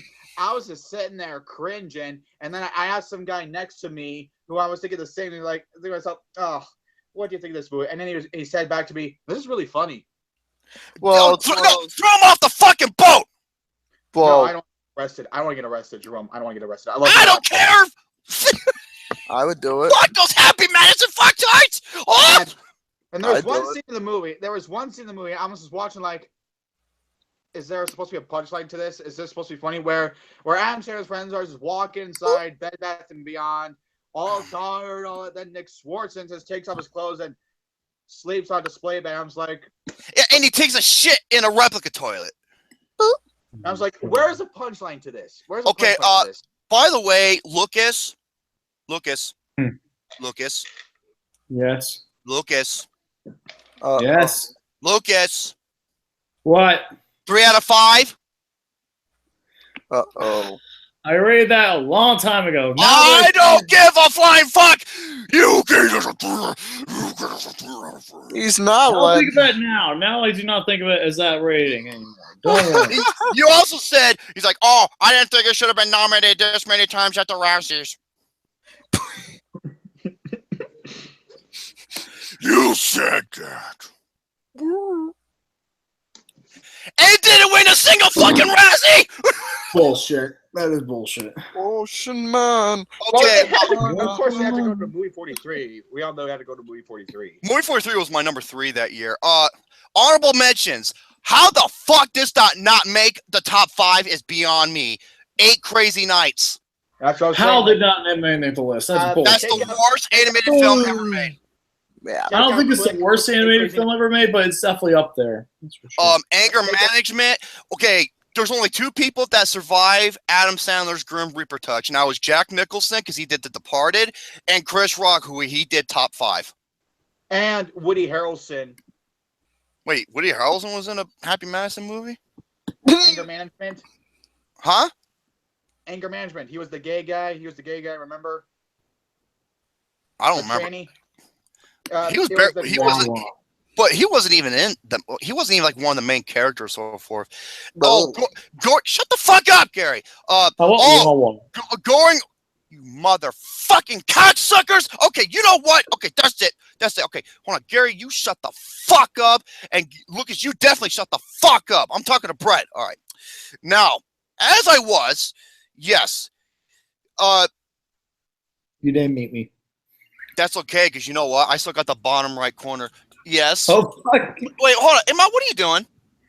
Wait. What? What now? I'm talking about the Grim Reaper Adam Sandler. Ocean Man. The one who Take kills me all by the Koreans. hand. Take me by the thumb. I don't know. Ocean Okay, Man. shut up. Okay. Come Okay, where the fuck is Blended? I got That one in the is- kitchen. Shut up. Okay, number 1, and rightfully deserved number 1, and it is the 6th movie made by Dennis Douchebag, and it's the only film to sweep the Razzies. It was the only movie that won every single award that was nominated for. Jack and fucking Jill. That movie was just a fucking atrocious comedy. And you know what? It's supposed to be a remake of an Ed Wood movie, Glenn or Glenda. That movie was poopy. That movie, okay. A lot of people already know what I said about the movie. That, you know, the Korean kid, you know, that motherfucking thing. And I almost got on an accident on the way home, and I almost walked out of the theater, and I was going to call my editor and said, "Fuck this! I can't do this no more." I don't know what the fuck. I don't know what. How did they get Al Pacino in this movie? Yeah, and what has he been doing after that? Not a goddamn thing. Well, at least he's gonna do a movie with Martin Scorsese. That's a plus. That's a plus. After how fucking long? Adam Sandler kills careers. I don't He know does. what- James Caan for That's My Boy. What he's been doing after that? Nothing. Selma Hayek, shit movies. Michelle Monaghan, shit movies. Oh, hi. It does have nice boobies, though. Goddamn right he does. Kevin James. He was on a great television show. He had a good stand-up career, and he met the fucking Grim Reaper, and look what happened. Well, now he's just doing his TV show. Kevin. Now he looks like a fucking human. He looks like a human softball. Yeah, he does a Jesus. little bit. Okay, moving. Okay, fuck that motherfucker. I'm moving on. The top 10 greatest moments from Stephen King movies. This is actually a really cool list. I like this. Thank you to Alex Meyer for this list. Number 10, Gage's Resurrection from Pet Sematary. I haven't seen that movie. Oh, you should. Number 9, oh no. Gary.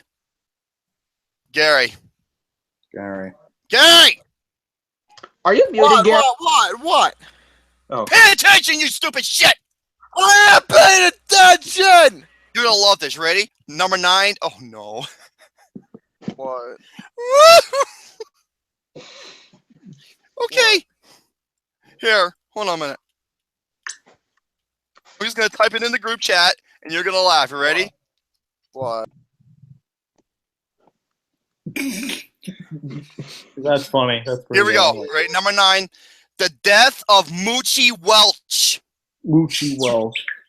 Moochie Welch, Gary, from Christine. I haven't seen that movie either. Oh, You okay. like that was John Carpenter. Does Moochie like smoothie? Moochie like Smoochy. Okay, number 8. No, smoothie. Oh, I swear, Jerome, I have a question. Does this better include some Stephen King dramas as well, not all just horror? Brad, do you like yes. Yes. Brad, do you like smoothies? Shut up. No. Number 8. Danny, What the fuck? Shut the fuck up. Number 8. Danny visits Mark from Salem's Lot. Number 7. Train from Stand By Me. That's a great scene. Man, Rob Reiner, you were the fucking man, and then you had to make one of the worst goddamn movies in existence. Number 6. Andy's Escape from the Shawshank Redemption. Yes. Dude, that is a scene that I can just watch over and over, and I can't get over how amazing it was. Number 5. Every time I see this scene, I'm bawling like a bitch ass. I am bawling. Is it The Green Mile? Yes. Holy The execution of the ending, the execution in the Green Mile. Oh my God. Also from Frank Darabont. Number 4, George's abduction from the movie It. Not touching that. Yeah. Oh well, you're gonna be touching this one, Gary, because you're gonna love this one. Number 3, Her Revenge in Carrie. Yeah, definitely that one. The original, when it uses practical effects. That was awesome, dude. That's an awesome movie. Number 2, oh man. Calm down. No. If you know this scene, you're gonna be cringing too. You ready? What? Number 2, The Hobbing from Misery. Never seen Misery. Oh, it's one of the best female performances by an actress. Yes, it's one of the greatest. It's one of the greatest villains in movie history. It's another Rob Reiner film. Okay, all I'm gonna say is this. Yep, and okay.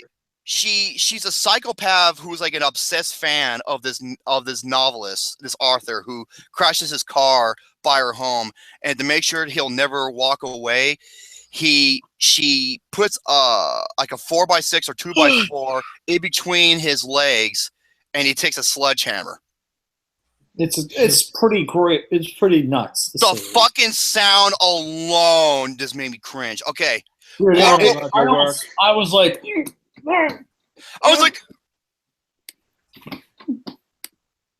Better not take any fucking photos. Man. Oh boy, I'm making another GIF of that. All right, here we go. Honorable mentions. I love your work. Honorable mentions. Donna has been bitten by Cujo, and Cujo was his name. Waving at Yourself, 1408. Really good. And Drowning Kids from the Zen Zone. Number 1, it's pretty obvious. Cujo. Here's Johnny.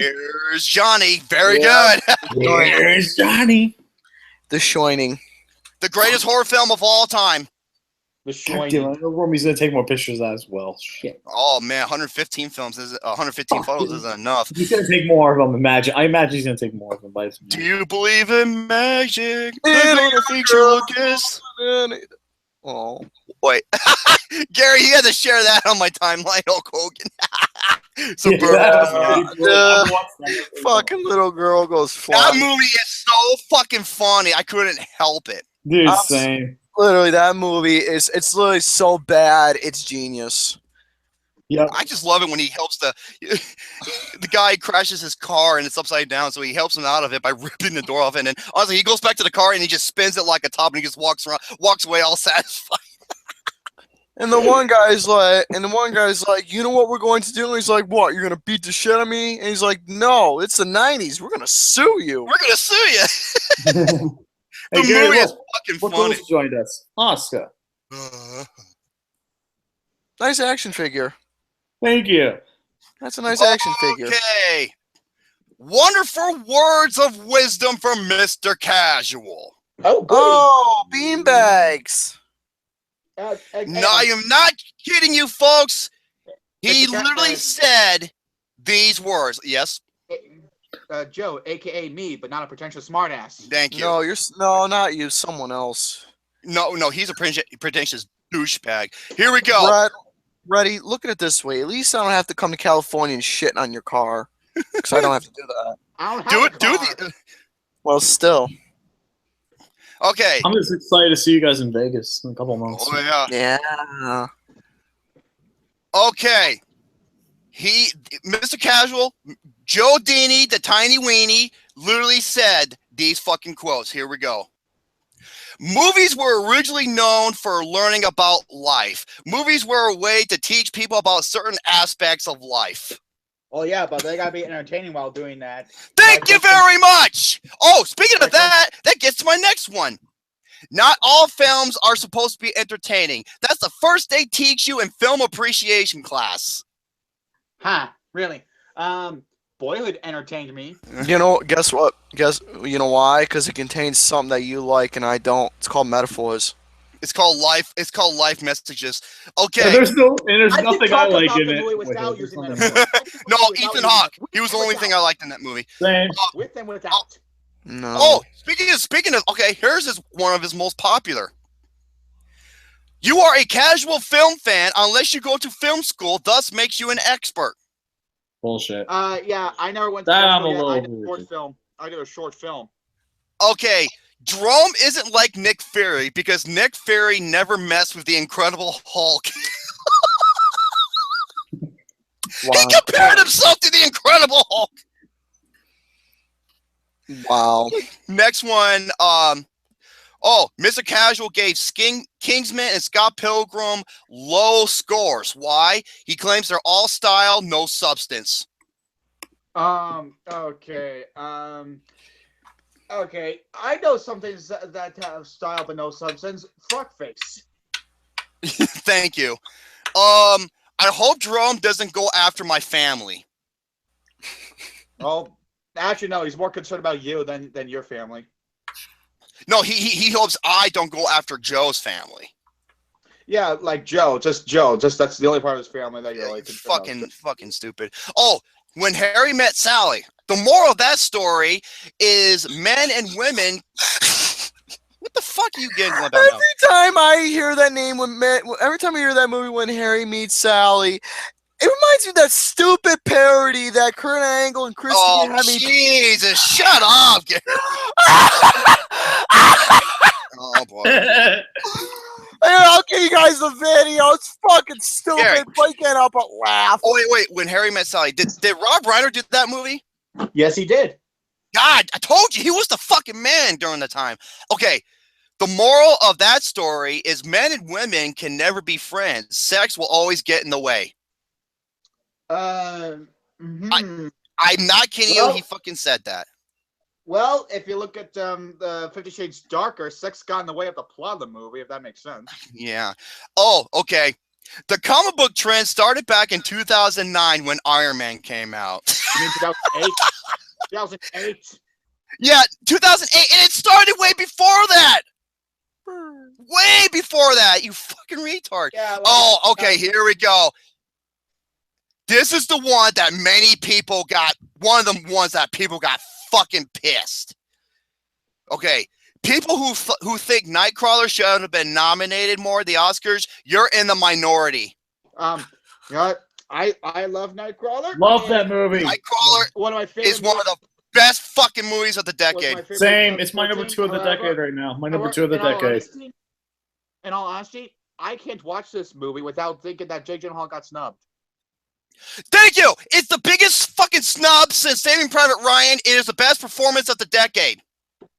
And people may think I'm a pathetic wuss for thinking that, oh, just watch the movie. Don't worry about this whole Oscars thing. No, I can't. Even Chris Fuckman said fuck the Oscars that year, and that's saying a lot. Okay, The Color Purple, Do the Right Thing, and Glory aren't best picture Oscar worthy. Really? Fuck me. Wow. Inherent Vice. This film should have been nominated for Best Picture. Okay, you want to know something? You want to know something about me and about me with Inherent Vice? Okay, Paul Thomas Anderson is my second favorite director of all time. However, Inherent Vice is not a perfect 10 like the other films I give a perfect 10. I think that's his weakest film, and I couldn't stand it. It should not have been nominated for Best Adapted Screenplay over No. Dunkirk. Thank you. And you know what? Dan Gilroy, that to me is arguably the greatest film directorial debut I think I've ever seen in a movie. It's one of my favorite directorial debuts of all time. That one and Neil Blomkamp for District 9. Okay, what's the next one? Oh, fucking asshole. The Martian is the best film nominated by the Oscars in 2015 for casual film fans. Really? He loves using that casual bullshit. Well, okay. They always call Mr. Casual for a reason, so there you go. He doesn't know what the fucking word casual means. He really doesn't. I don't like when people try to come off as a fucking hipster. Oh, dude, dude, why do you think you love Boyhood so much? Because he can relate to it. The kid grows to become an emo hipster cameraman. Oh, I relate to that movie a lot, but I don't resort to using stupid shit like that. Oh, okay. Miami Connection was his biggest shit stain in regards to the top five musicals video. Miami Connection is not a fucking musical, you dumb shit. Yeah, my shit stain of a musical, it would make a lot more sense. From Justin to Kelly, that's the biggest shit stain of a musical. Yeah, I agree with you. No, that is wrong. Huh? You know what? I actually was looking up. I was looking up Dan Gilroy's stuff to look at his next directorial debut on Flickster. And guess what? I found a movie there's a movie called F. It's literally called the letter F. F as in fuckballs. And it's an Art House International Mystery movie. Of course. Fucking great. It's called F. And it was season F. F or get fucked. F is for Francis. Shut up. Okay, okay. His reasons why films such as Guardians of the Galaxy and X-Men Days of Future Past weren't nominated is because there weren't Oscar caliber. Well, I kind of have to agree with him on that, but I don't. That's pretentious. Fuck. Oh, let's go. Okay, let's go back 15 years ago when Titanic came out. So it came out in 1992. I'm a dumb shit. I thought it came out in 1997. It came out in 97, not 2000. Okay, 12 Years a Slave was his #1 best historically epic movie of all time. It's not a historical epic. Okay. Just because the movie has incredibly well done long takes doesn't mean it's an epic. I mean, if that were the case, then Goodfellas is an epic because that's incredible long takes. You want to know what an historically epic movie is?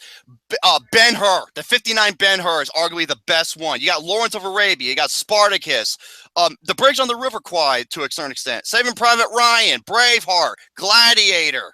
Those are historical. The 10 Commandments. Those are historical epics. Wow. You stupid fuck. Oh. Okay. Okay. The one thing that me and the Putnam crew don't do is lie to the fans. Yeah. By the way, speaking of the Putnam crew, yeah, I'm not the one who closed down their channel. That they put a lot of hard work into. And you know what? And let me. Okay. On this post, I have where every reference came from, and a lot of them are deleted because of him. Yeah. You wonder why there ain't no Putnam Crew channel where there's so many hours put into it? Because Joe fucking deleted it without the consent of others. Okay. Oh, you want to hear about Oscar dick sucking pretentious shit? Here we go. For people who are upset that the Lego Movie wasn't nominated for Best Animated Feature Film at the Oscars, this shows why you're not on the Oscar committee. Huh? I'm dead serious. Even though every other prestigious movie award show nominated a Lego Movie for Best Animated Feature. Like the Critics' Choice, the Golden Globes, they all had it on there. Okay. I don't know where the fuck he's getting this shit from. Okay, here we go. Titanic was like a romance film. It was the trend. That's why so many people went to go see it, because everyone was in tune with the love story. Now, 15 years later, it's now this action, death, gruesome horror. What the? I am not kidding you, folks. That is word for word what he said. Lucas, I owe you an apology for calling you. Oh no, Okay, Lucas, I deserve to kiss your ass after this. Oh, thank you. Okay, I'm good about that one. okay. I will should not whack hit your you. ass with my If you tongue. try to fucking do it, I will hit you. I swear to God. The fuck you. You're not It trying to is- kiss my ass. No, thank you. It- I'm not Titanic- Vince McMahon, okay? I'm not Vince McMahon. Okay, that's pretty funny. Okay, Titanic is my favorite movie of all time. I but love Titanic. I don't think that's one of the reasons why it's my favorite movie of all time. No, I never why? thought- oh, Because James Cameron created an amazing like flashback of how the people were like on the Titanic, like the captain of the ship, like the engineer, the architect, and everything. It was amazing. oh yeah. Wait. Okay. The trend now is mostly just, it's not like how it was 15 years ago. Titanic came out 20 years ago. It's not like how it was 15 years ago when it was all Oscar type candidate movies. Folks, I'm not kidding. He literally said this. Okay, when it came towards the Oscar candidates films last year, not until La La Land came out, no one was talking about the other films that were nominated. Bullshit. Hacksaw Ridge. When it got early advanced screenings, it was talked upon, and it got massive standing ovations. So who are you? Arrival. Arrival is another one, actually. Yeah. Even though I couldn't stand it, but yes, that's another good one. Okay. Technology has changed the way we look at movies now. Go back to Lord of the Rings, that completely changed how films were done. Okay. Star Wars, The Abyss, Terminator 2, Jurassic Park. Oh no, The Abyss. Thank you. And you know what came out? You only even came out. The Matrix. The Matrix and Forrest Gump, two other big game changers. And you know what came? You know what came decades before those movies you mentioned, Jerome? Star Wars Citizen Kane. and 2001: A Space Odyssey. Well, I said Star Wars. Oh yeah, 2001: A Space. Citizen Kane to a certain extent. Oh, fucking yeah, Star Wars. Yeah, exactly. Oh, you see technology starting to grow in films more and more and more to the point now that if you don't do it in films, it boggles the mind, so to speak. Right now, huh? You all right there? I'm just laughing at you. You're just dumbfounded that he actually said this shit. No, I was looking at something else. My bad. I had to look at some of my Amazon accounts. Sorry. You're looking at a mirror. No, Romy, dumb shit. I was looking at my Amazon account. I'm trying to make money off my Amazon account. So Be quiet, no. or else you're gonna get fucked by an Amazon. All right. No. Yeah, and that's the sound. It's gonna sound of your butthole when she pulls the dick out. Okay, about Manchester by the Sea. One thing I got from people is that I'm not going to see this movie because it's too emotional. Somebody told me it's too depressing, and I don't go to a movie to be depressed. I go to a movie to be entertained, and yet he never gave examples as to who those people were. Okay. Jerome, I am not kidding you. Fuck what you think about Manchester. I'm gonna say this. I was entertained by Manchester by the Sea because of how real it was, especially with Casey Affleck's performance. I did not feel like I was watching an actor on screen. I felt like I was watching a real person going through a lot of problems with his nephew and with his ex, everything. Well, I until the 50-minute mark, that's when the movie got good, is when they explained his backstory. It's my number 3. It's my number 3 of 2016. Ugh. Oh, okay, here we go. This is one of the other big ones that people got fucking pissed. Big's Perfect 2 was his biggest surprise summer film of 2015, and he says an explanation. Oh yeah, an explanation as to why many hate it or don't like it. He said this in a deep, macho, manly, monotone voice. It's because I'm a man, and men don't like that kind of stuff. You mean something? You mean something that's supposed to be like this? Oh yeah, I'm a man. I'm supposed to be watching this. And while you're watching this, I'm gonna snap into a Slim Jim. Oh yeah. Oh, Gary. Let me do it real quick. Oh yeah, let me do your snap into a Slim Jim. You hear that, Elizabeth? Hey, Joey. I love fidget spinners, man. Lucas, be quiet. Let Brett talk, you asshole. Hey, Joey, I got something to say to you. I'm a man, and I really enjoyed the first two Pitch Perfect movies. And you want something else? I'm a man, but I'm not really so much into action films. What does that tell you? Yeah. No, you just look like a lady with a beard. Join the circus. You'll make a lot of money. No, Preston was supposed to be the circus, the Ringling Brothers, but unfortunately they shut down. Lucas, you're the exact same way, except you just got bosoms. That's it. Fuck you. You got big bosoms. You got big bosoms. Bosoms. Okay, you ready for this? I'm gonna go get an ice cream sandwich. Continue. Okay. I only got a couple more.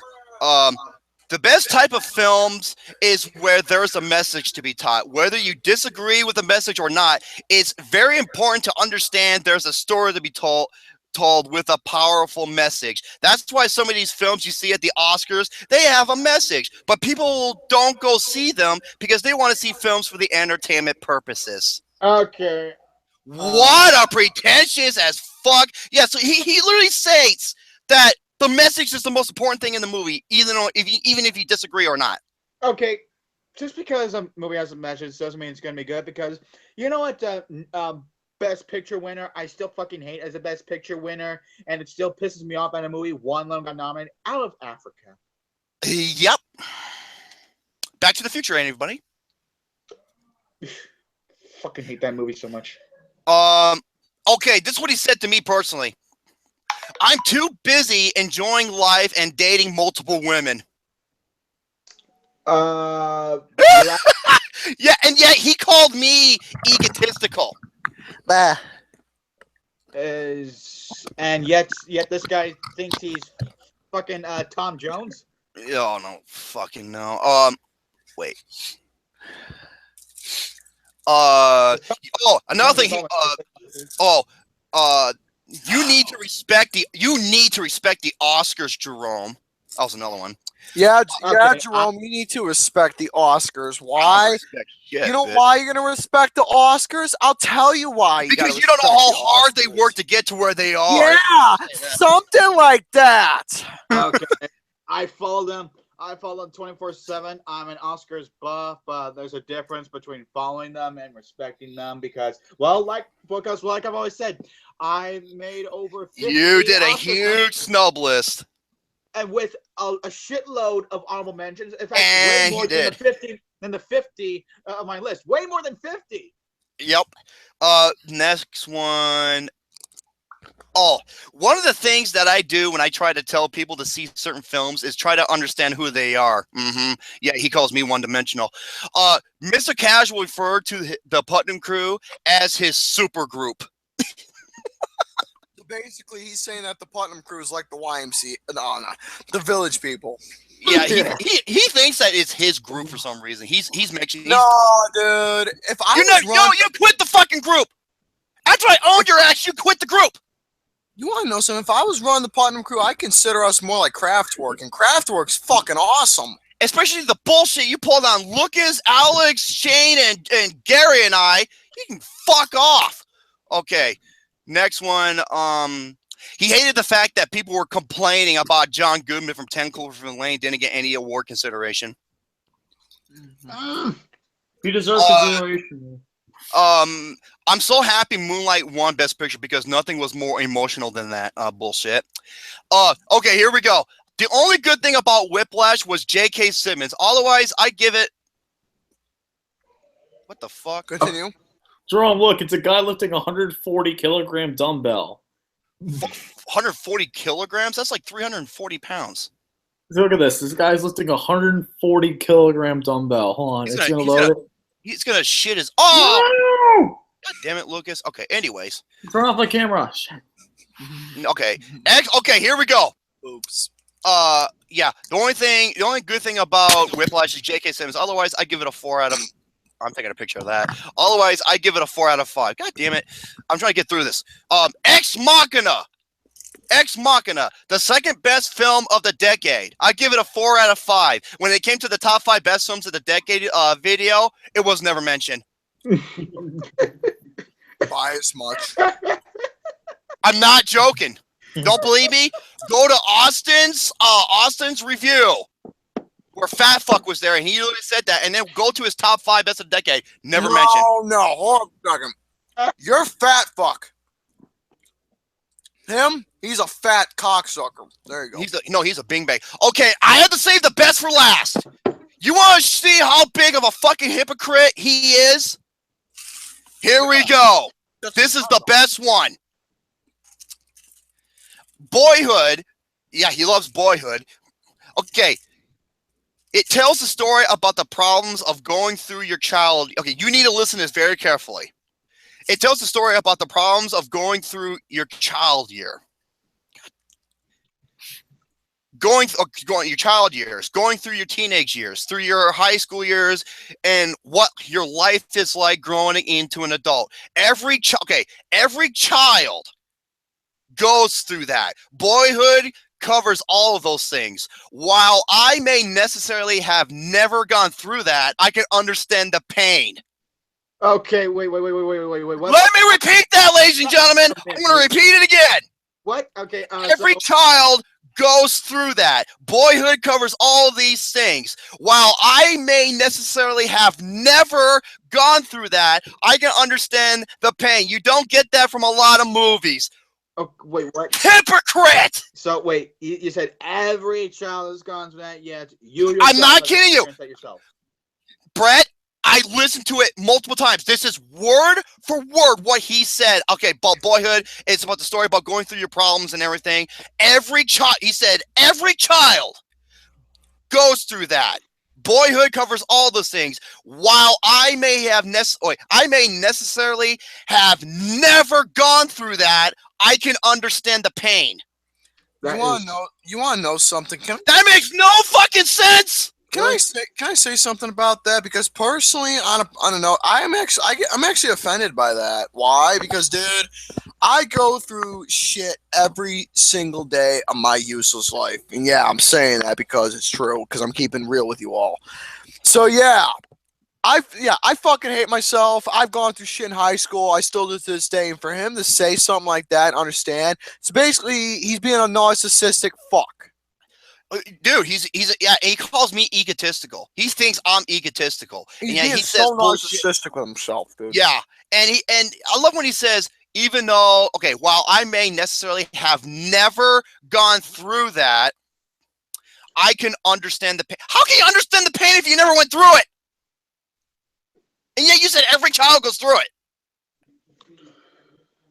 Folks, Blum Talk Productions, even I covered this when I did my live reaction. This guy is the worst of the worst. He is one of the most pathetic human beings I have ever encountered. And there's a reason why I exposed him. And there's a reason why he's the most fucking hated. And there's a reason why he ran with his tail between his legs and quit the Putnam crew. And why he's a deplorable piece of shit. Wait, when did he quit? He quit, it was December. Okay, it was like towards the end of the summer of 2015, and he was gone for months until he came back in really late in the year to do some solo podcast show about the Oscars.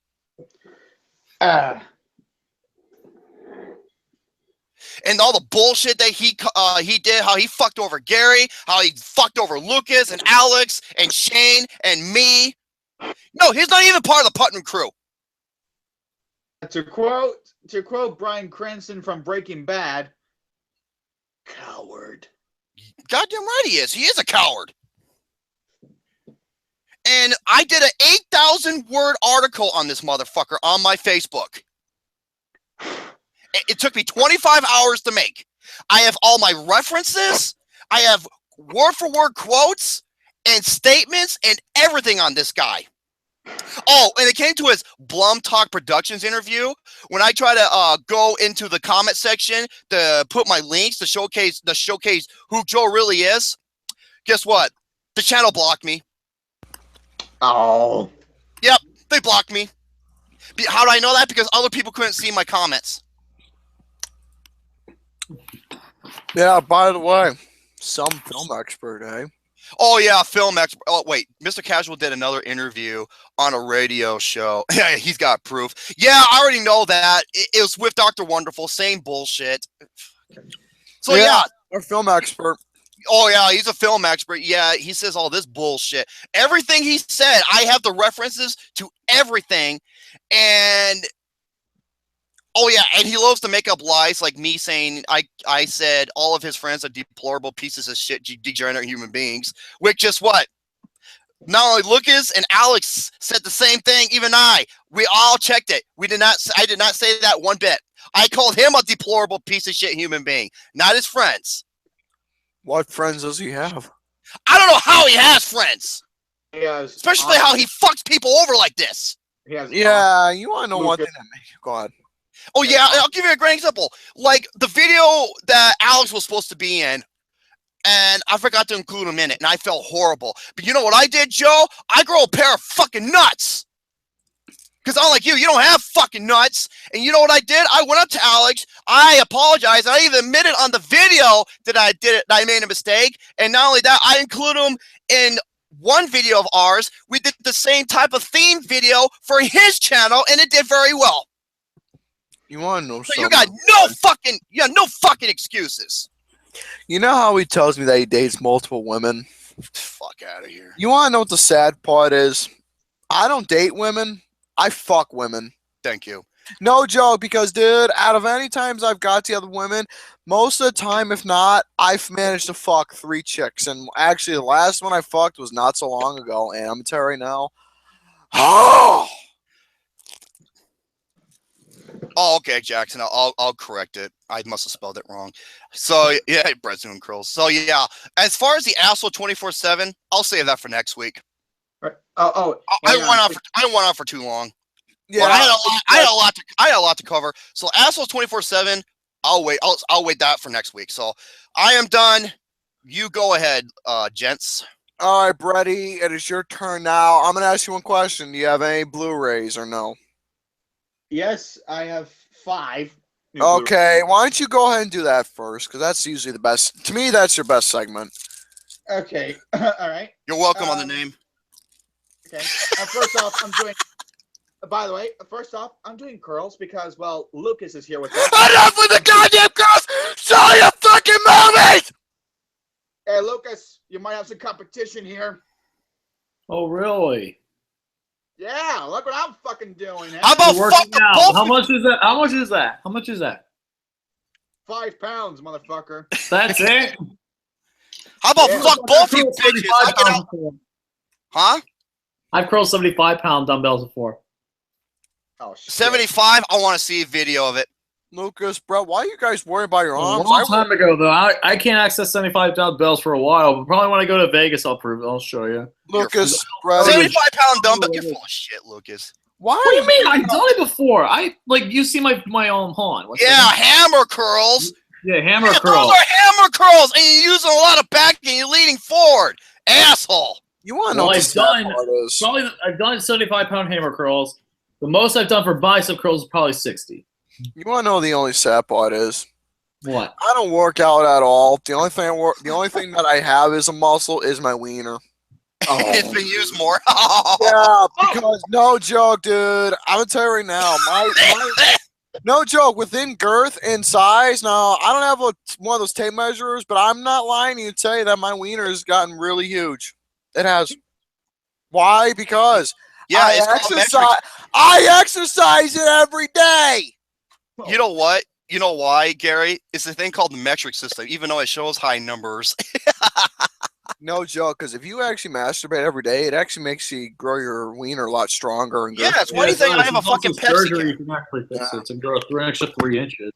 I Would heard you of be that. quiet, Lucas? Another. What do you mean? It's real. It actually takes Another about fucking penis and weightlifting. Go ahead, Brett. That's going on your voice. No. This is Another actually thing. a thing I saw on Mansers before. There's actually 3 inches of fat you could take, tissue you could take from Oh your my skin, God. and you could Okay, put that in your dick. fellas.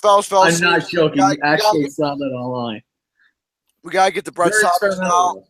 Would you let Brett talk? Oh my God, I'm gonna fucking mute the. I was just gonna say we gotta get the bread fuck up. toppers Okay. right Yeah, now. go ahead, Brett. Blu-ray Brett. All right. So, another thing, Lucas. My job involves exercising with the elderly. Okay, I can understand that. Yeah, I used to work in I used to work at a retirement home before, so. Putting in her teeth in and out. No, I was in a restaurant. Jerry, I was in a restaurant. I worked in the restaurant.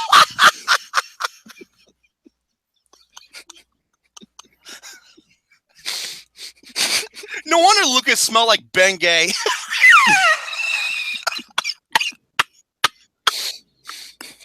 Shut the fuck up. Go ahead, Brett. I'll be quiet. All right. First Blu-ray I have to show here is a movie that contains probably the best performance by a supporting actor of the decade, and that is Whiplash. Thank you very much. Amazing movie.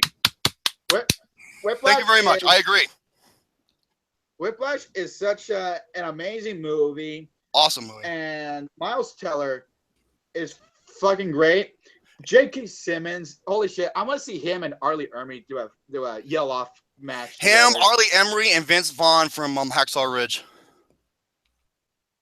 Gordon Ramsay. Oh, there you go. I like that. You know what? It's interesting. This Blu-ray also contains the short this movie was based off of. Oh, I watched the short. How is the short? The short is basically pretty much the exact same dialogue beat by beat, but it's still a pretty entertaining short. The only thing is, it doesn't star Miles Teller. It still stars J.K. Simmons, but instead the drummer is, I believe, J.K. Simmons' son, Johnny Simmons. Interesting. Not too many people know this. When Miles Teller was bleeding and sweating profusely, that was actually real bleed and real sweat, and it was actually him playing the drums. Oh yeah, I heard Miles Teller was a drummer when he was younger. Yep. That's a very underrated performance. See, you want to know what I'm sorry to cut you off, but you want to know one thing I have to give props for? Even though while he was in legit pain during that movie, I give him props that he stuck through. Yeah, you did. That's fucking balls, man. Go ahead. Oh, yeah. But Whiplash is such an amazing movie. And, Hell yeah, it is. What? Wait, what? MC Deadpool Bread, was your milkshake rushing or dragging? Neither, because I'm not having any fucking milkshake. Oh, what's the next Blu-ray? Yeah, Floricane from Wawa. That's amazing. Jesus fuck, man. And I'm going to show 3 Blu-rays at once here because what I have here is a triple dose of. All right, there, Brett. Look at you're busting your nut at a pony. Scorsese. Oh my god, I'm taking a lot of photos. Okay, we got Taxi Driver, we got Raging Bull, and we got Gangs of New York. All good shit. Oh yeah, Gangs of New York, pretty overlooked Scorsese film. A lot of people that complain about the movie and its historical inaccuracy, yada yada yada, or something. Oh god. I gotta get it. I don't care. I'm just looking at it as a movie. It's a Thank you very much, Brett. A fucking amazing movie, and Yes, Jan Day-Lewis gives one of his best performances. Oh, as New York. Oh yeah. And, Hell yeah. Cameron Diaz is actually really good. You know, there are a few times where I actually like Cameron Diaz, and this is one of the few times where I actually like Cameron Diaz. And Leonardo DiCaprio is okay. Aaliyah, you know something? I did lose a tooth. I was at a dentist on Friday, and I got my tooth extracted. I'm not laughing about that, honestly. That is fucking pain. I'm not laughing about that. I'm not either. That is just pain. Well, Yeah, you know what pain is? that's I something. actually broke one of my tooths. Like this tooth right here, it's a fake. How hard was his dick? Fuck you. No, Yeah, this tooth right here is a fake though. Oh my. no wonder why they call you Bucky. Fuck you. Why is everyone making fun of me today? I don't know. Dude, no, you're not Because the we real, love you. you're not the real Bucky. There's another guy I know who's Bucky, and Yep. fucking hell. What's wait, you say he has 5, so that's 1, 2, 3, 4. What's the 5th one? I was talking about Gangs of New York. I was talking about this other Scorsese movie. Another one. Oh, what's my bad? Raging Taxi Bull. Driver? Oh, Raging Bull. Raging Okay. I think it's a good movie with a great performance. Yes, ma'am. Oh, I think it's great both ways, as both a character study and great acting wise as well, and some amazing cinematography as well for a movie with not a very big budget. Don't know what its Oh, budget it was, was, yeah, it was a really low budget, and Robert De Niro had to put on 40, 50 pounds to play the older Jake LaMotta. He did. oh yeah, and an early Joe Pesci, and this will give him his big break. And It actually was, yeah. and this is one of my favorite lines in the movie. If I see you put your hands in this plate more time, I'm gonna stab you with this knife. I told you, keep your hands out of the plate. Fucking Joe Pesci, dude. You motherfucker, you! Wait. It goes, how am I funny? Am I like Rita Rantner funny? It's like, yeah, Rita Rantner funny. What the fuck is so funny about me? Exactly. And you got Taxi Driver. Yes, Taxi Driver. This is my top 5 Scorsese movies. This is one of the best screenplays ever written. In fact, the movie got snubbed for both Best Director and Best Screenplay. The movie wasn't nominated for either, which is incredibly shocking. You talking to me? Talking. A Taxi Driver contains one of the, like Raging Bull, one of the best male lead performances I have seen in any film. This is amazing. What? Stop what, Christine? Stop. Oh, you got Christine, you goddamn! You have to bring that back, really? I got some bad ideas in my mind. You know what? When she said stop, I was gonna type in the live chat in the name of.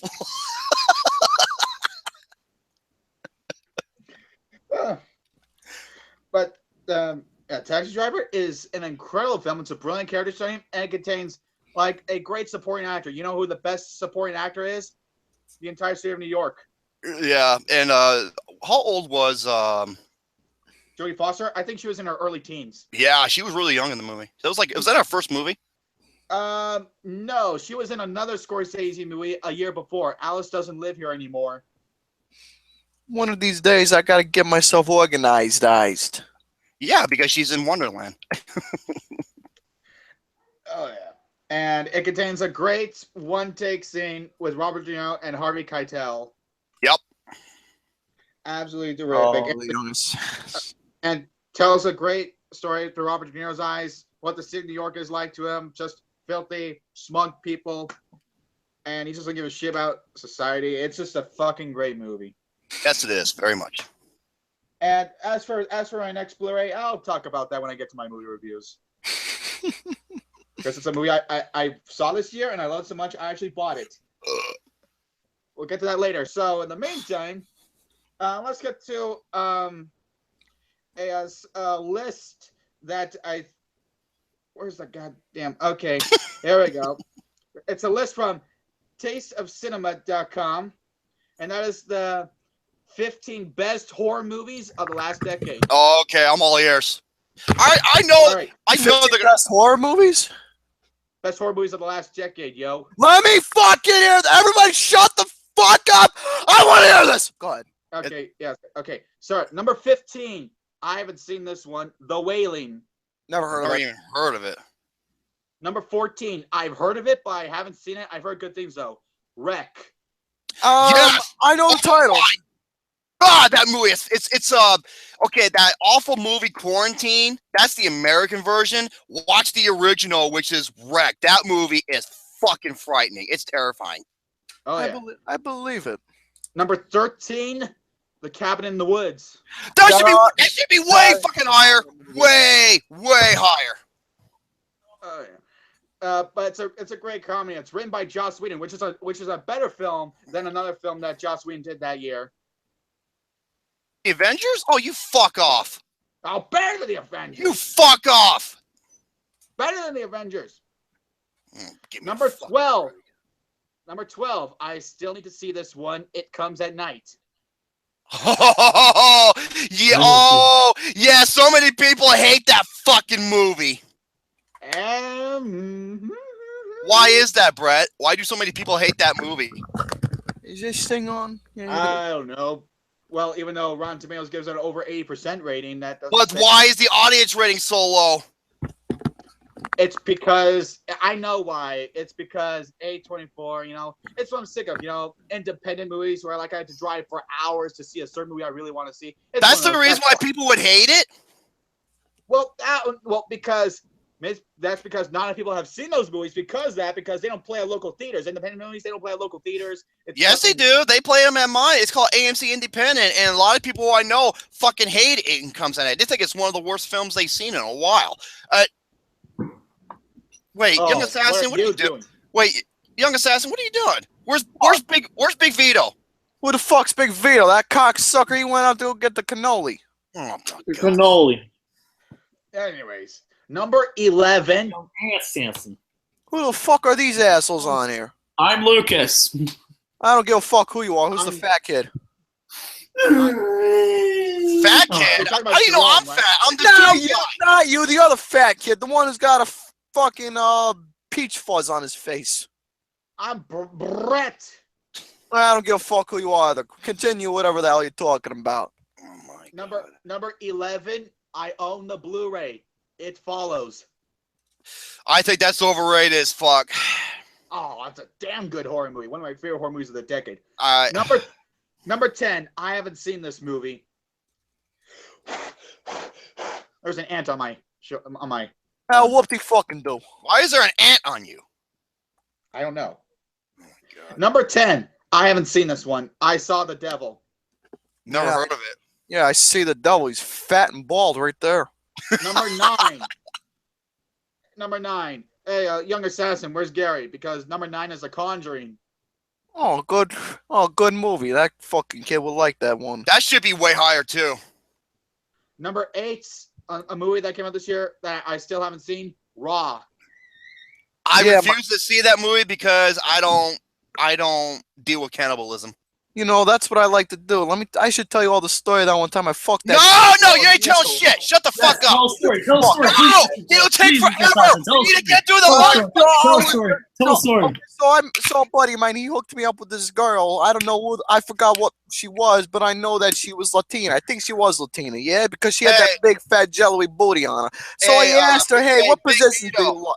Hey, what position do you like? Hey, Big Vito, is that your buddy in the live chat? I don't give a fuck what Big Vito is. But anyways, there was this nice big bosom booty Latina girl. Very nice chick. And I asked, you know what I asked the chick? I asked her, how do you like getting fucked? She said in the ass. So I said, you know what, that explains a lot to me visually. Why? Because I can tell it's big. So what do you like?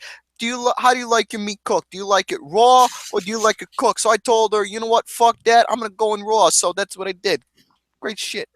You know something? I hate to break it to you, but your New York accent is more authentic than Hank Azaria's in Godzilla. Who the fuck's he? Oh my God. All right, number 7. Oh, number 7. I'm sorry. Number 7, I never even heard of it. Kill List. Never heard of it. Number 6, I haven't seen this one. Let the Right One In. Oh, okay. That's the I forgot what they did an American remake called Let Me In. Let the Right One In. Okay, good movie.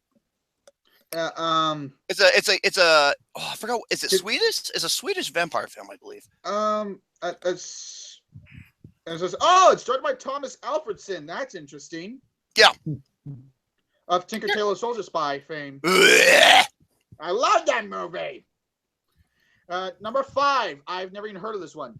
Martyrs. I've heard of it, never seen it. All right, number 4.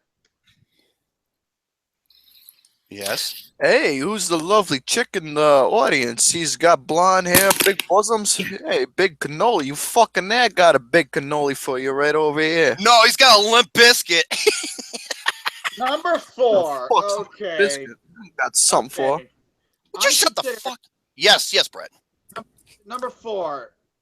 Okay. I consider this filmmaker to be Terrence Malick with substance. However, with this movie, okay, there's a lot of shot gore to it, but I don't know what it adds up. I don't know what it's doing on this list. Number 4 is Antichrist. Oh, I can't stand Lars von Trier. Moving on. Fuck that guy. I fucking hate him. Terrence Malick with substance. We should feel bad for Hitler. How about you suck my fucking nuts, bitch? Moving on. Number 3. I'll talk about that movie later. Get Out. Wow, they have it rated that high. That's interesting. Love Get Out. That movie is in my top 10 of the year. That movie's I'll great. talk about that movie later. But this list kind of sucks because there's so many other great horror films that should be on there. But go ahead. Love Get Out. Number 2, The Witch. Lame. Fuck this list. Who made this list? Who made this list? You want me to tell you who made this list? I'll tell you the story right now. Long. I'm going to keep the story long and short to the point of who the fuck made this list. You want to know who did it? Lame-ass motherfucking cocksuckers. That's who did it. Dude, The Witch. What is so scary about that movie? It was the most... It's a slow-burning, tension-filled horror with some great scares and some great music. And no, wait, scares? I wasn't scared at all. I was bored as fuck. The Shining. That is a great, tense, slow burn, atmospheric, scary movie. Jesus H. Christ, I don't know what's scary. Seeing Brett naked or my grandmother naked. Another asshole 24/7 film where audiences fucking hated. When you ever see me naked? When you ever see me naked? Eh? I never want to see him naked because if I do, I won't be able to sleep. Actually, you know what? I have seen him naked. It's called Star Wars. He was Chewbacca. Jesus H. Christ, man. Yeah, thank you, Jackson. Dude, nothing happens for the first 50. Dude, nothing happens throughout the whole fucking movie. Oh, come on. It's a slow-burning, tension-filled horror film. Hey, baby. I love it so much. I love movies. I love horror movies that are slow. Yeah, slow and boring. Oh, hey there, honey cakes. I got a cannoli for you. This movie, and I love these asshole 24/7 people who are like, oh, you didn't like it, you didn't think it's scary, well, fuck you, you mainstream film goers, you just didn't get it. How about you don't get my nuts in your face? Okay, you know what? I'm a lover of independent films, but I don't come off that way. Dude, I've seen it done before. I don't come off. Like Stephen King, he's another motherfucker that pulled that shit. Oh, really? Seriously, he did the same shit. Fuck The Witch, dude. One of my number 2 worst horror film of the decade, easily. Oh, for Christ's sake! There's nothing scary about it. What the fuck was so scary about it? I know a lot of things about the movie that are scary. Oh, get to the next thing. I got shit to do. Hurry up. Number one is, I agree, The Babadook. No. Fuck this list. This list is garbage. This list is garbage. Oh. The Baba Poop. The first half of that movie sucked. My faith in horror movies. No, the second half was awesome. The first half, I wanted that kid to die. He was one of the worst characters of the year. I fucking hated it. At first, he was annoying, but as the movie progresses, he got really better. Yeah, it was the second half. This list is garbage. Fucking hell, man. This is one of the worst lists I've ever. Where's Tucker and Dale versus Evil? Where's Evil Dead? Where's Don't Breathe? Where the hell is the Goal of Dead? Goal of the Dead. Where's Goal of the Dead? Oh my god. Oh no! Wait, is this of the decade? Yeah, Brett? Of the last decade. Like, where's Hush? Where's Your Next? Where's Oculus? Where's Don't Breathe? I said, oh yeah, Oculus. Another great one. This list fucking sucks. This was made by pretentious art house bullshit moviegoers. Right. Yeah, but anyways, fuck this list. This list was garbage. Austin would be jizzing all over this list. Fuck that! I don't let him. He's an asshole. He's an asshole 24/7 butthole licker. Of course he was. What do you consider me? I don't think Austin likes to lick buttholes. That's just me though. Yes. Hey, I would nibble on Christopher Nolan's balls. Why? Because he's got great balls. Because he knows how to make a movie. Unlike assholes 24/7. And by the way, I have another list to get to, and I think this is a list Joe would like. Oh, it's from Watch-Mojo. It is the top 10 directors who never went to film school. I've read. No, we did this list. We did this list like an episode or two ago. I'm fucking out of here, man. You get out of here. No, get out of here. Tell me what story, please. Fuck you. Brett, Francis Ford Coppola called from the Outsider movie. He says he needs a stunt double. You're good to go. That's all right. I'm gonna go find that hotcakes Mama K or whatever. You stay the fuck away from her. These fucking hotcakes, man. She's got some hotcakes, man. You know what? Pantalones. Yes, Brett. What episode was that, Jerome? Who went over it? Goddamn bug. Was it episode 2? Because that wasn't. No. Wait. That wasn't this list. No. Because no. we're just. Yeah, I know who number 1 is. It's James Cameron. Do you know like the other people on the list though? Yes, David Fincher, Quentin Tarantino. Hold on, I'm trying to think. Fuck, who the hell else was on there? I say David Fincher. I think he was on there. He was number 3. No, he was number 2. Steven Spielberg and Alfred Hitchcock, they didn't include them because they didn't have film schools back then. Guy Ritchie was on there. Christopher Nolan was on there. And a couple other ones. Yes, we have to go over this list. I just told you what was the top guys on the list. Wes Craven, Nora. Yep. Terry Gilliam, Spike Jonze. That was another one. Yep. Yeah, the top 3 were Christopher Nolan, David Fincher, and James Cameron. Oh, well, fuck me in the ass. See, I told you! Oh, Jesus, Criminy Christmas. Who the fuck was that asshole? Damn. Oh, well. Okay, so never mind. I'll just go over my some of my movie reviews here. First off is bringing back Blu-ray Brett here. That came out this year. And I love it so much. I actually own it. And it is my second favorite superhero movie of the year, the Lego Batman movie. Love it. I love that movie. That is, to me, that's one of the best. That's arguably the best screenplay of the year. That along with Baby Driver. That's the best film of the year right now. Oh, nothing's topping it. Oh, man. Good shit, man. This is up there. This is on par with the Lego movie. They're both equally entertaining. I think it's better than the Lego movie. Really? That's a I think it's more clever. And I think it has a better story and a better screenplay too. Lego Batman movie was incredible. It's the first great movie I saw this year.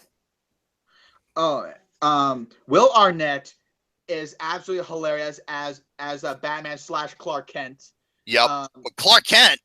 Yeah, it wasn't Clark Kent Batman. No, that's Superman. You mean Bruce Wayne? Yeah, I knew it was Bruce Wayne. I was trying to say something to get you to say something. Yeah, smart ass. Hey, at least you're not like Duncan Jones who tweeted something that was yeah, no shit. But yeah, this is what I love about the Batman movie. It not only pokes fun at the source material, it honors it as well. In a way, yeah. Like the Robin character. That was done to perfection. Michael Cera was hilarious as Robin. And as soon as even before the movie started, I was laughing my ass off. Black. Every important movie begins. Or him watching what was it? He's like, "You complete me," and then Batman's like, "Ha, ha, ha, ha," you know, he's all laughing. It's like, oh, that's like a tribute to Dark Knight as well, in a way. Love it. Love Lego Batman movie. And I love it's like a smart God damn it. Jab. This quick little jab towards Suicide Squad. You want me to get a bunch of criminals to fight a bunch of criminals? That's a stupid idea. Genius. Right. Oh yeah, and Ray Fiennes is one of the best Alfreds. Yep. Absolutely terrific. And Zach Galifianakis, better Joker than Jared Leto. Thank you very much. In fact, he would be my third favorite behind Jack Nicholson and Heath Ledger. I would say Mark Hamill. Mark Hamill.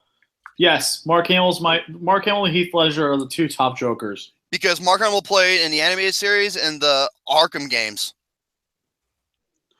Mark Hamill's a great Joker as well. He'd be my fourth favorite. Mm-hmm.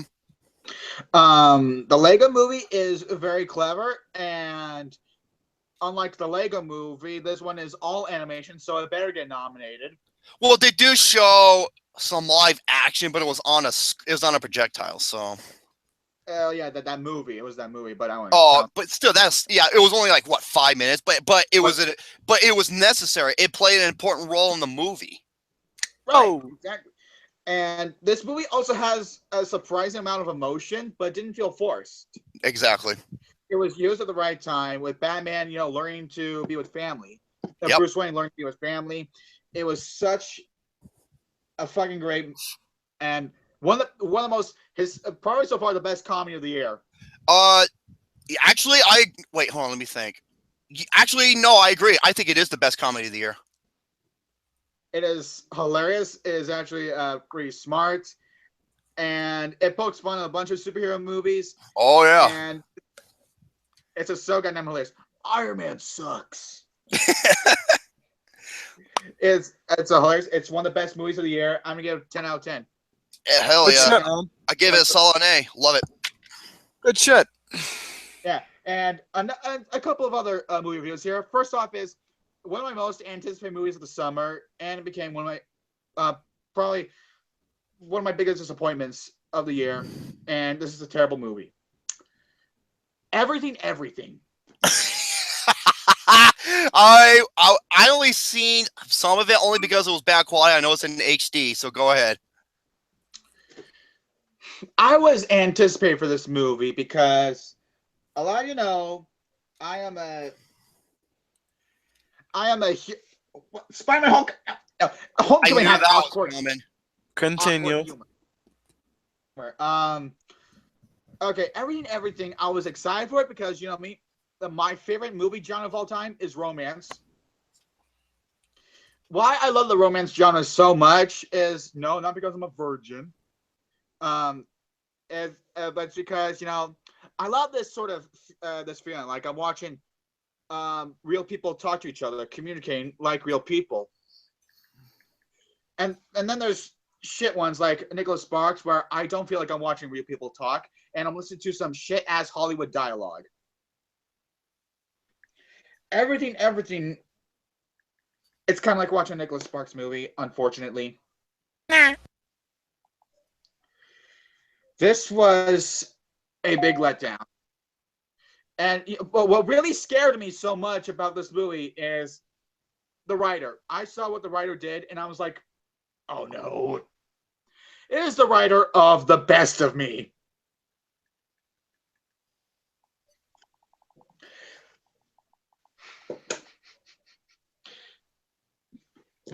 That is a movie I fucking hate. Because that is one of the worst romance movies of the decade. This movie, okay. There are some things I like about this movie. First off, I love Amanda Stenberg. I think that's her name. I thought her acting was pretty good. And her character was kind of interesting. I want to know more about it. The boyfriend, however, played by Nick Robinson. Yeah. What the hell is there to say about him? Can I be honest with you about this movie when I saw it? Yeah. When I saw this film, dude, it reminded me of that John Travolta movie, The Boy in the Bubble. Same exact principle. If you haven't seen that one, dude, basically you're just watching a modern day carbon copy of that movie, but with this one, or that shitty Jake Gyllenhaal movie of Bubble Boy. Same exact principle, but instead it's with a girl who's living in this world. Oh, yeah. Right. No joke, dude. It's pretty much the same exact carbon copy of what that movie is. No joke. But yeah, dude, when I saw this movie, I thought this film was complete bullshit, and I already knew what the story was going to happen. Why? Because of what I knew what was coming, because I've seen this happen multiple times. So it was just another carbon copy storyline, but instead, modern day, and instead it was a girl who was playing the guy, the person with the disorder, and it was the guy on the outside world. Same exact carbon copy, dude. It was bullshit to me. Right. Okay. Like I said, Nick Robinson. Go ahead. Okay. They were trying to give Amanda Stenberg, some character, even though I don't think she's completely three-dimensional.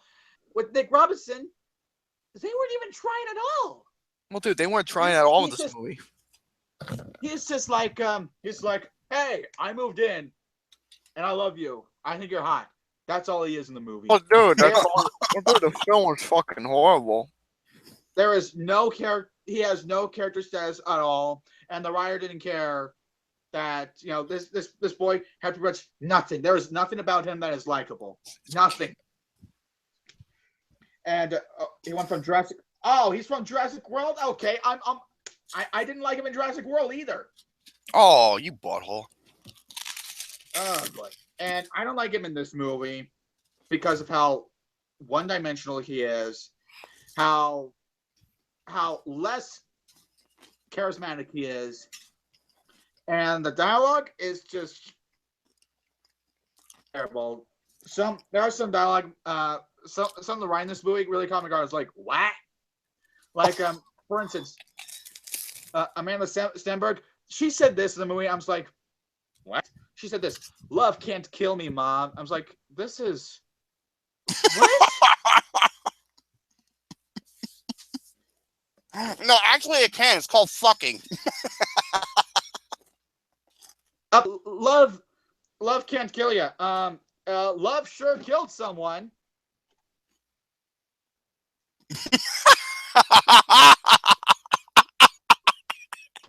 Buh. So what the fuck are you talking about? Love can't kill me. What does that even mean? What does that even mean? What's love got to do? And another dialogue in this movie, well, it kind of makes sense because this is pretty much what the writer was thinking as well. When Nick Robbins said this, thinking is overrated. Thinking is overrated? Oh, jeez.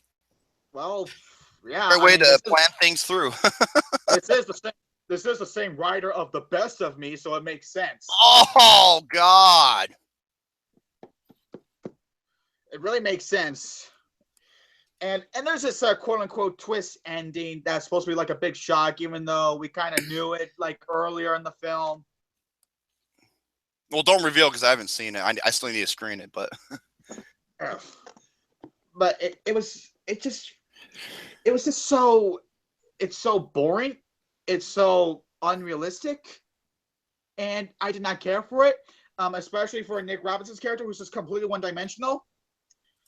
This is a really boring and forgettable romance film. This is, unfortunately, one of the worst movies of the year. I'm going to give it a 2 out of 10. Woo! I really didn't like this movie. A really big disappointment. Really big disappointment. And one more. No, not one more. There's a couple more movies I want to talk about. This next one, I finally saw this movie that came out earlier this year. Everyone's talking about how much of a piece of shit it is. It's this movie I have been dreading for because, like I said, I'm a huge fan of romance movies. This movie came out in February. I know what it is.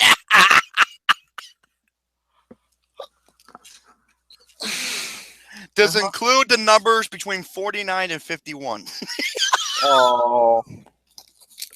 That movie, of course, talking about is 50 Shades Darker. Oh.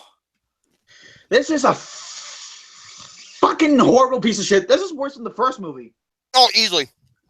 This movie, there is no plot to it. All there is just like Anastasia, for some stupid reason, wants to go back with Christian Grey, even though in the last 10 minutes of the movie, she finally realized how much of a fucking sexist, immature bastard he is. Dude, you want to know something about this movie? And I'll just say this right now off the record, dude. She is so fucking gullible and hypocritical. Oh my God, gullible is an understatement. She was so fucking in denial and so literally so goddamn hypocritical. It's really such a. These characters are so stupid. Like first off, Anastasia Steele says, "I want to get back to you, but no more of that, please. No more of that. No more spanking." What happens later? She asks him to spank her. You're not putting that in my butt. Oh no, dude. Oh my God, those fucking things. People are still doing that high Gary bullshit. Not to mention, she says, Christian Grey said this. Well, when you sit down, They'll do something. Okay, and even though she's sitting in the goddamn car driving all the way to the party, and for some reason she didn't feel anything, but now when they're at the party, she's like, oh, it's like what? The car didn't do anything. I bet you they ran over a speed bump. Oh shit! And there are some moments in this movie that really just drove me fucking insane. First off, Anastasia finds out that Christian Grey has been using, actually hacked her bank account. Okay, this is something. Okay. And he's got like all the files on her. Yeah. Your bank account is something that should not be shared with at all to anyone. And if someone actually knows what your bank account is, actually dump that person's ass and call the police. But no, she's still with him. Like I said, hypocritical. Or cancel your bank account since he actually found out about it. Like I said, hypocritical. This woman is a stupid, dumb bitch. She is. What the fuck is up with this movie? And then you got her. Oh, the writing is awful. You got the boss who all he gets was losing his job, even though he tried to sexually harass her, says he wants to fuck her and all that other kinds of shit. Wait, hold up a second. Before you continue, Tiffany said the Emoji movie is the worst movie of the year for me by far. Actually, let me say something about that. If you thought this was bad, check out films like Snatched, Rough Night, Fist Fight, Diary of the Wimpy Kid, Diary of the Wimpy Bitch, The House, The House, Unforgettable, Baywatch.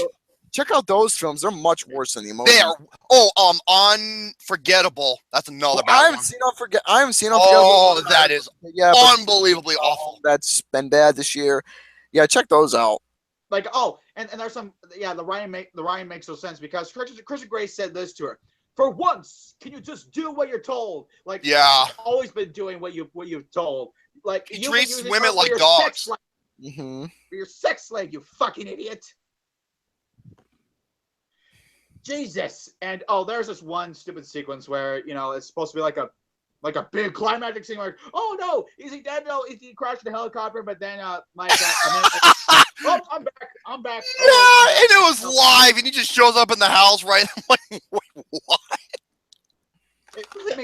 I'm back, and it's like, well, that was fine. No.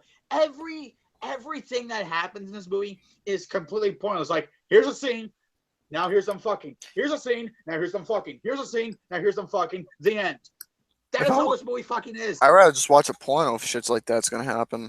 Like, and there was this girl who is like a former student of Christian Grey or something like that. That plot point, every plot point in this movie or subplot goes absolutely fucking nowhere. Right, and then at least this sappy musical. I'm sad. I'm walking, just thinking, and now I'm back to Christian Grey. And now we're back to more fucking. It's fucking ridiculous how dumb this movie is. How people think people are dumb enough to go see this movie. And this movie is literally about nothing. All it is them complaining, them making up, them fucking, them complaining, getting a situation, making up, and fucking. That's pretty much the entire movie. This movie's not even erotic, to be honest. Even I think Christine, she said she saw it. She said she couldn't even finish it because she was so bored and she couldn't stand it. This movie is not even like as erotic as it was making it out to be. It's just like every single sex scene in every movie. But worse though, it's like some of the most cartoonish sex scene ever.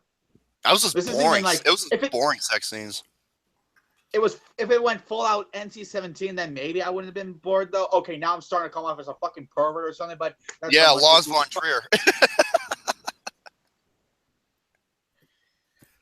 But this movie was just a fucking pain in the ass to sit through. I couldn't believe how fucking terrible this was, and I cannot believe this is directed by James Foley, who did Glengarry Glen Ross. Oh my god, yeah, he did. And he also directed several episodes of House of Cards. Great show. Gary. I don't know what happened here. Gary. Will you put down your goddamn Oreo cereal? Oh, shh. Let him get his sleep. Let him get his snooze. Okay, as you were. But yeah, overall, 50 Shades Darker is one of the worst romance films I've ever seen. And some of you are probably thinking to yourself, do I hate this movie more than The Choice? No. Oh, I think it's way worse than The Choice. No, I still think The Choice is worse because 50 Shades of Grey had dumb characters making dumb decisions. The Choice had characters that make me want to just jump into the screen and just go Hulk Hogan on their asses because how much because how much those characters piss me off. 50 Shades Darker is one of the worst romance films I've ever seen. It is so far my second worst movie of 2017 behind Transformers. It is fucking deplorable. I absolutely hate this movie with a passion. It is absolutely terrible, god awful. I'm gonna give it a 0 out of 10. Yeah. I hate this movie so fucking much. Now, a movie I really love. This is another movie that came out early in the year. People were talking nonstop about this movie, and I finally saw it. Holy shit, this movie is fucking great. And that, of course, I'm talking about is one of the best directorial debuts from an actor I've ever seen since Gone Baby Gone and The Gift. Yes. Love this movie. Get Out is... Jerome, where are you? I'm right here. Okay. Get Out is an excellent movie. I never expected, a funny guy like Jordan Peele to make his first movie, and by his first movie being a horror movie. He understands the genre pretty well, and I could give him. It's a trip. It's a trippy and crazy fucking movie. And when you first see it, the first half of the movie, you might be weird or confused or might be turned off to some extent. Keep watching because it'll all make sense. And when it's revealed, then you'll be like, "Holy shit, this is brilliant." What I love about the opening is not only did it have like a cool tracking shot because I'm a sucker for tracking shots, it also had me laughing. It had me laughing because of how the freaking security guard, he was the funniest character. Oh, that's not like the opening shot where it's just a long take, and this one guy was just walking, and that part had me laughing because how I was acting in the movie. I was like, this is fucking hilarious. And the security guard, goddamn. He was so fucking hilarious. I hope he gets more work. Oh, he was the funniest. He was my favorite character in the movie. Yeah, he was. Ron. You can't go wrong with Ron, man. Absolutely hilarious. And Daniel Kaluuya, I believe that's how you say his name, was absolutely excellent in this movie. He was British. I couldn't believe he was British. He pulled off that American accent pretty well, and he really sold this way. Like for instance, we all know this one scene that shows up in every trailer where he's just sitting down and he starts crying. Yeah. I was like, that's great acting. That was great acting right there. Like when I first saw it, I was kind of weirded out by it. I'm like, wait, what's going on here? And then later on, I'm just like, oh. Damn. As this movie is, but the real star of the movie is Jordan Peele's direction. And I think it's his writing. I was to say the screenwriting is the biggest story, the biggest attribute. I heard that Get Out, in terms of Oscar buzz, it's gonna get a best screenplay nomination. And I hope it does. And fuck you, our moron asswipe. I want to see it get nominated just so we can say Academy Award nominee Jordan Peele. Oh. But it is a great script nonetheless. It's a great satire of racism and all that. Yes. It does a really clever way. Actually, really funny and actually really scary too. This is one of the best horror comedies I've seen since The Cabin in the Woods, Shaun of the Dead, and The Visit. No. There's nothing funny about that fucking movie. The Visit was my favorite horror movie of 2015. That was what was scary? It was stupid. It was stupid. Go to the video and reply that the video that Gary, Luke Nukem, and I have done. You know why? Because no one hasn't done it yet. Oh boy. Exactly. You forgot one. Tucker and Dale versus Evil. I haven't seen that one. That is amazing. But there's an Evil Dead 2. That's also a good horror comedy. Hell yeah. Be quiet. But Get Out is a visually stunning movie for a guy like Jordan Peele to make. It is actually pretty well crafted. And Zombieland. That's another good one. Oh yeah, and this movie is actually really funny. Although there are some, the only flaw I have is kind of a nitpick is I kind of knew what the twist is, and there are some predictable scares here and there. But this movie, like I now understand why it has a 99% rating on Rotten Tomatoes. It did have 100 until our moron Asswhite showed up. Hey Gary, how was your nap? I'm surprised he's still allowed to talk about movies. All right, fellas, I set your mind to that about, and I'm I got you about this. So that's why. Well, that's why I said I'm gonna save off my other topic time because I'm gonna do the same thing. Just one topic I'm gonna save, and that is one of my lists. I'm gonna save that for next episode. But I'm gonna go over my stuff quickly. Wait. First off, Get Out 9 out of 10. Attaboy. That's what I gave it. I gave it a 4.5 out of 5. That's the same thing. All right. You dumb shit. Well, still, but on my scale. But anyways, yeah, my turn for movies. Wonderful. All right, okay, but anyways, so here are my topics I want to go over. I just added a movie review that I'm going to go over. I'm going to go over 2 of my lists. I got 1 announcement and 1 trailer discussion I am going to go over. Now, as for what this announcement is, it's regarding the Network Film Awards because I've been asked constantly about it, and I'm glad people have been bugging me about it. Why? Because I apologize. I know I was supposed to do it last month, but again, folks, work has been catching up to me, and I just haven't had the time to sit down and finish the document. The document's literally almost done. I just got a few more things to add up, and then it should be good. Now, as for when I want to do this, I want to try and get this going by the end of the month, close to beginning of September. That's when I want to get this going. Nice. With the Network Awards as well. So that's that. Now I want to go over a movie review that I saw, and this was a film I was going to do a video on, but since I had to work and I saw this film prior, I said, you know what, fuck it, I'll just do a written review. And that movie I saw recently was Atomic Blonde. Ooh. Oh, God damn it. I saw this movie, too. This movie, let me talk to you about Atomic Blonde. This, to me, is another one of my most underappreciated films. Why?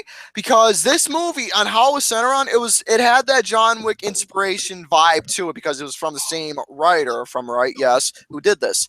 So, anyways, as for what the film is about, it's about a spy named Lorraine Browden who's on a life or death mission within the downfall of the Berlin Wall. She has to travel to the inner city of Berlin, and her mission is to find a group of agents and take them down.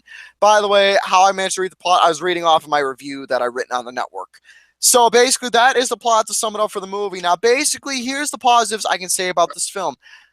The story itself was dark, it was ominous, and it was mysterious. And the main character, she was something. Charlize Theron.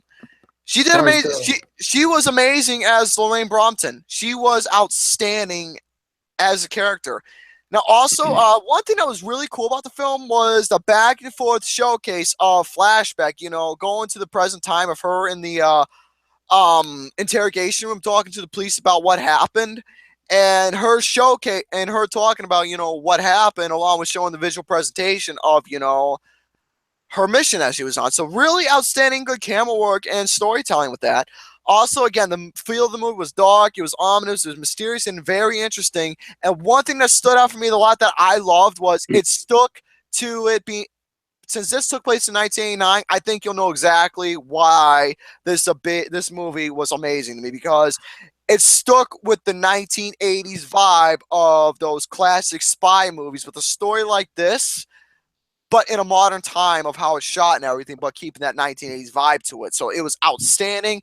Also, the soundtrack, besides Baby Driver, this is definitely one of the best soundtracks of the whole entire year. Why? If you love 80s new wave music like I do, this is something for me, and this is definitely up there for one of the best soundtracks of the year. Loved it. Now, I do happen to have a couple negatives with the film. The film itself, the opening sequence was something that I couldn't really understand. Toby managed to explain to me in detail what went on, but how the visual presentation came off to me, it just didn't make sense to me of the visual presentation of what it was showcasing. I'm glad Toby explained to me what it meant, but visually seeing it, it just didn't make sense to me. Also, at times, minus the action sequences, which were absolutely outstanding with this film, the action sequences, the stair scene, if you haven't seen it yet, fucking awesome stuff. And it looked like one, even though it was shot like one, it looked like a one complete take, but it wasn't. Outstanding stuff. But yeah, the 10-minute. It looked like a 10-minute track. It was like a 10-minute tracking shot, and the whole staircase and the shooting and the hotel. That was one take. Awesome. But yeah, also my other negative I had was at time within the storytelling between talking, it got really boring and slow paced, pretty bad. That's my other flaw with the movie. Overall, this is another one of my most underappreciated films of the year. Cure for Wellness is still my unappreciated film of the year, but this is definitely one. This to me is definitely one of those underappreciated films. I don't know how good it did the box office. Probably not too. It's made 35 million so far domestically. Yeah, to me, this movie is very underappreciated. I had a fun fucking time with this movie, man. And this is, like I said, objective and subjective view. Subjective because I'm an 80s guy, and how it's stuck with the 80s vibe. I love that feel. Absolutely loved it. And objectively, as a film as a whole, besides the slow pacing and the visual presentation of the opening sequence that didn't make sense to me. Yeah, 4 out of 5. That's what I gave this movie. Great stuff. Really had a blast with this movie. I explained the beginning to you, Gary. Remember? I know. I was telling it to the people that you explained. Oh, okay. But it was just the visual presentation didn't make sense to me. I give it 3.25 out of 5. I had a blast with this movie. The reason, like I said, the reason why I was so generous because of that 80s vibe. That's why I was so generous. Soundtrack is awesome. All right, I talked about it. All right, next up, my trailer discussion. I saw a trailer to an indies film. I mean, I don't really watch indies films that much, but when I saw this trailer, it was very, very spooky in a way. It's not a horror film either. Scary skeletons. What? I was just saying the spooky, scary skeletons. Be quiet. Something like that. But as for what this film is, I saw the trailer to the movie, to a biographical film called My Friend Dahmer. Let's just say when I saw this trailer, dude, it was fucking weird as shit. Why? Because this movie's going to be centering around the early childhood school years of Jeffrey Dahmer before he became, who became one of the most sadistic human beings on the face of the planet.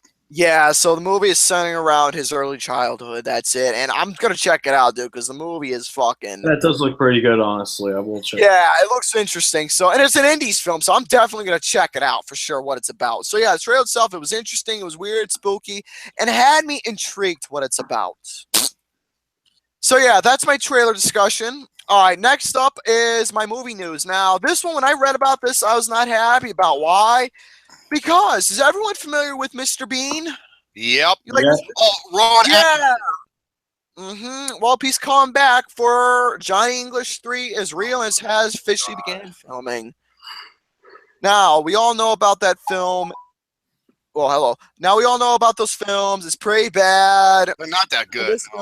Nope. And as for when the film is going to be released, it doesn't say right here, but he's supposed to be coming back. And same exact character. You know, Johnny English supposed to come back, and then some. That's it. But yeah, not really much to talk about with that, except that's all that's been made. I haven't seen any of the Johnny English films, and you don't want to either. Just stick with Mr. Bean. All right, but anyways, time for my 2 lists. I'm going to be going over. My first list is going to be 15 super popular Netflix films that are a waste of time. The Ridiculous 6 better be on there. You'll see. All right, number 15 is...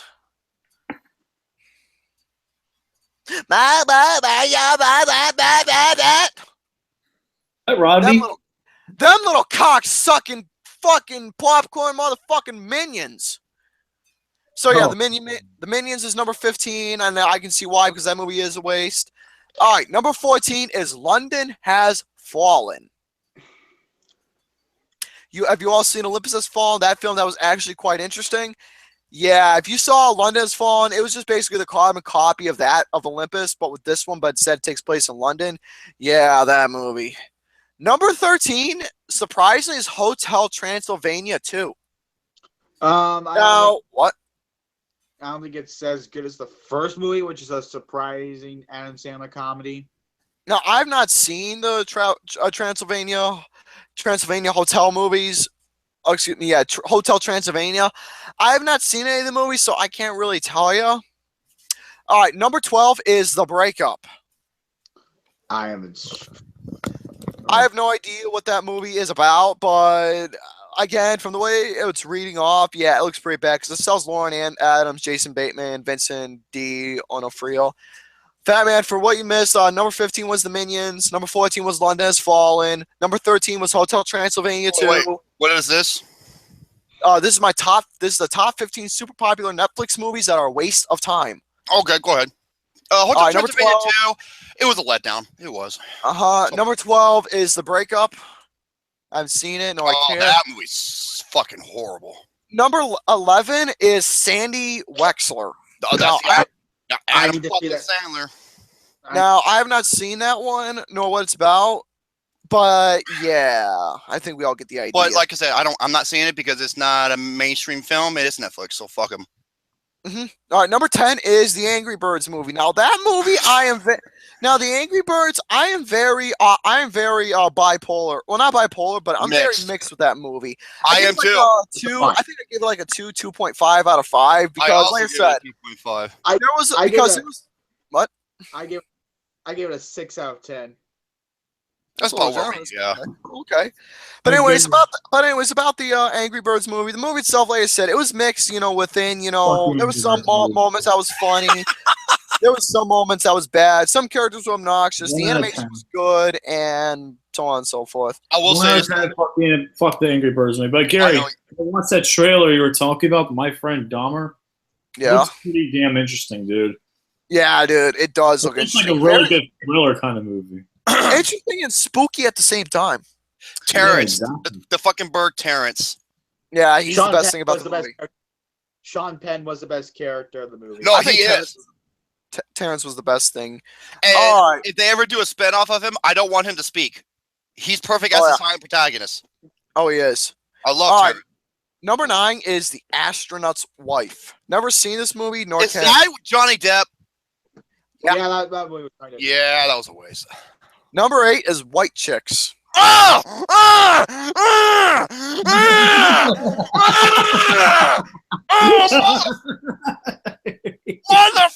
that movie! Motherfuck that goddamn movie!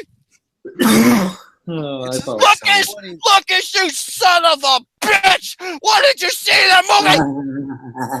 I'm sorry, dude. I thought it was a guilty pleasure. It's one of the most offensive, racist, unfunny pieces of shit movies I have ever seen. All right, number 7 is Bridget Jones's Baby. I heard that was really good. That movie. I heard that was good too. Yeah. Fuck that movie. That's sad. Moving on. All right. I have not seen it. All right, number 6 is Bad Santa 2. Cool. Okay, I actually liked it. Okay, I give it I give it a 5 out of 10. There were a couple things that did make me laugh. There's things that weren't. It was like a mixed reaction for me. I didn't. Yeah, same. Well, Christina Hendricks though, in her big fucking days. Oh my god. She had some fucking. Well, dude, she's got big tits in real life, dude. She's like Jessica Rabbit. I haven't seen them in that big. Like in the past couple of years, I haven't seen them that big. All right, number 5 is Boat Trip. Oh my God, Cuba Gooding Jr. Never heard of this movie. I haven't seen it. Number 4 is this one I'm not happy with because, dude, I fucking had a blast with this movie. Police Academy with Michael Winslow. The original? Yeah. Oh, dude, that movie's hilarious. What the fuck is that bullshitting? It's fucking amazing. Number 3 is Buddha. Yeah, Buddha. Number 2 is a film called You Get Me. No. And number 1, Brett, what was the one you were asking you wanted to be on this list?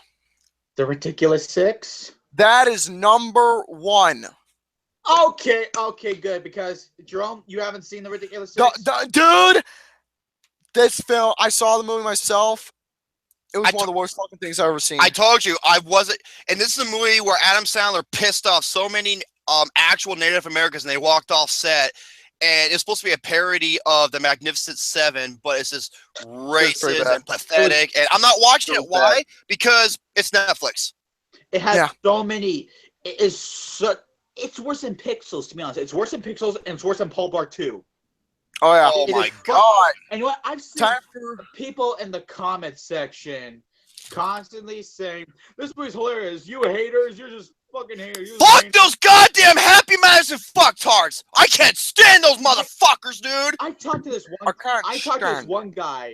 one guy who is like defending Adam Sandler by saying, you're just insulting his work. You can't just give this movie a 0 without saying anything good. Why is there anything good to say about these fucking movies? Dude, you're talking to a Happy Madison fucktard. They are degenerate retards. Yeah. Go ahead, you Happy Madison fuck. Go ahead, you Happy Madison. You go ahead.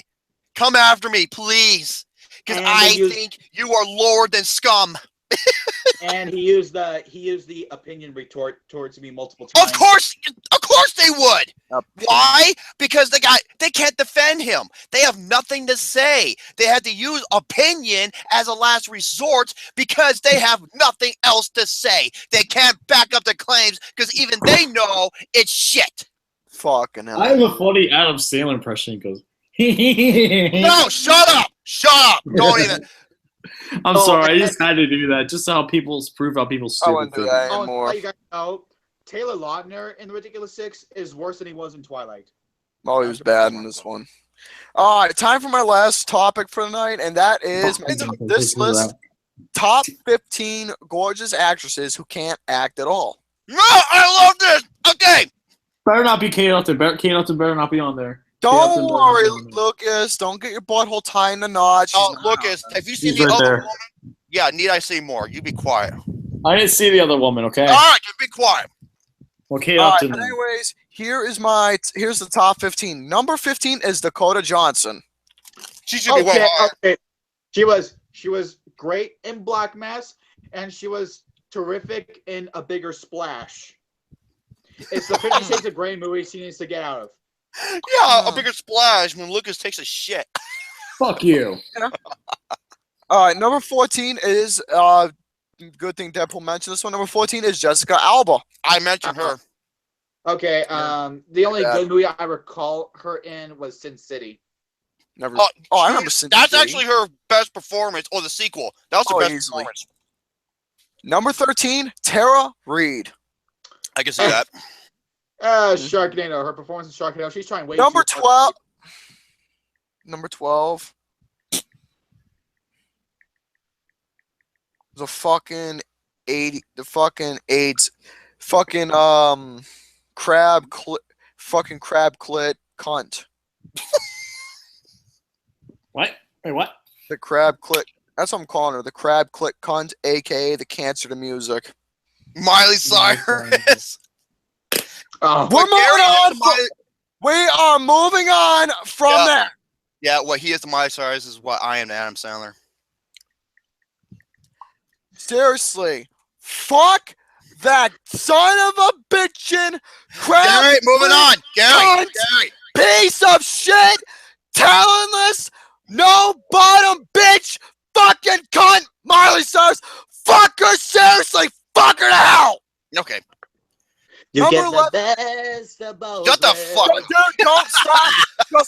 Seriously, just stop. Sure. Like I said, what he is Miley Cyrus is why I'm Adam Sandler. Number 11 is Hilary Duff. I forgot to mention her in the.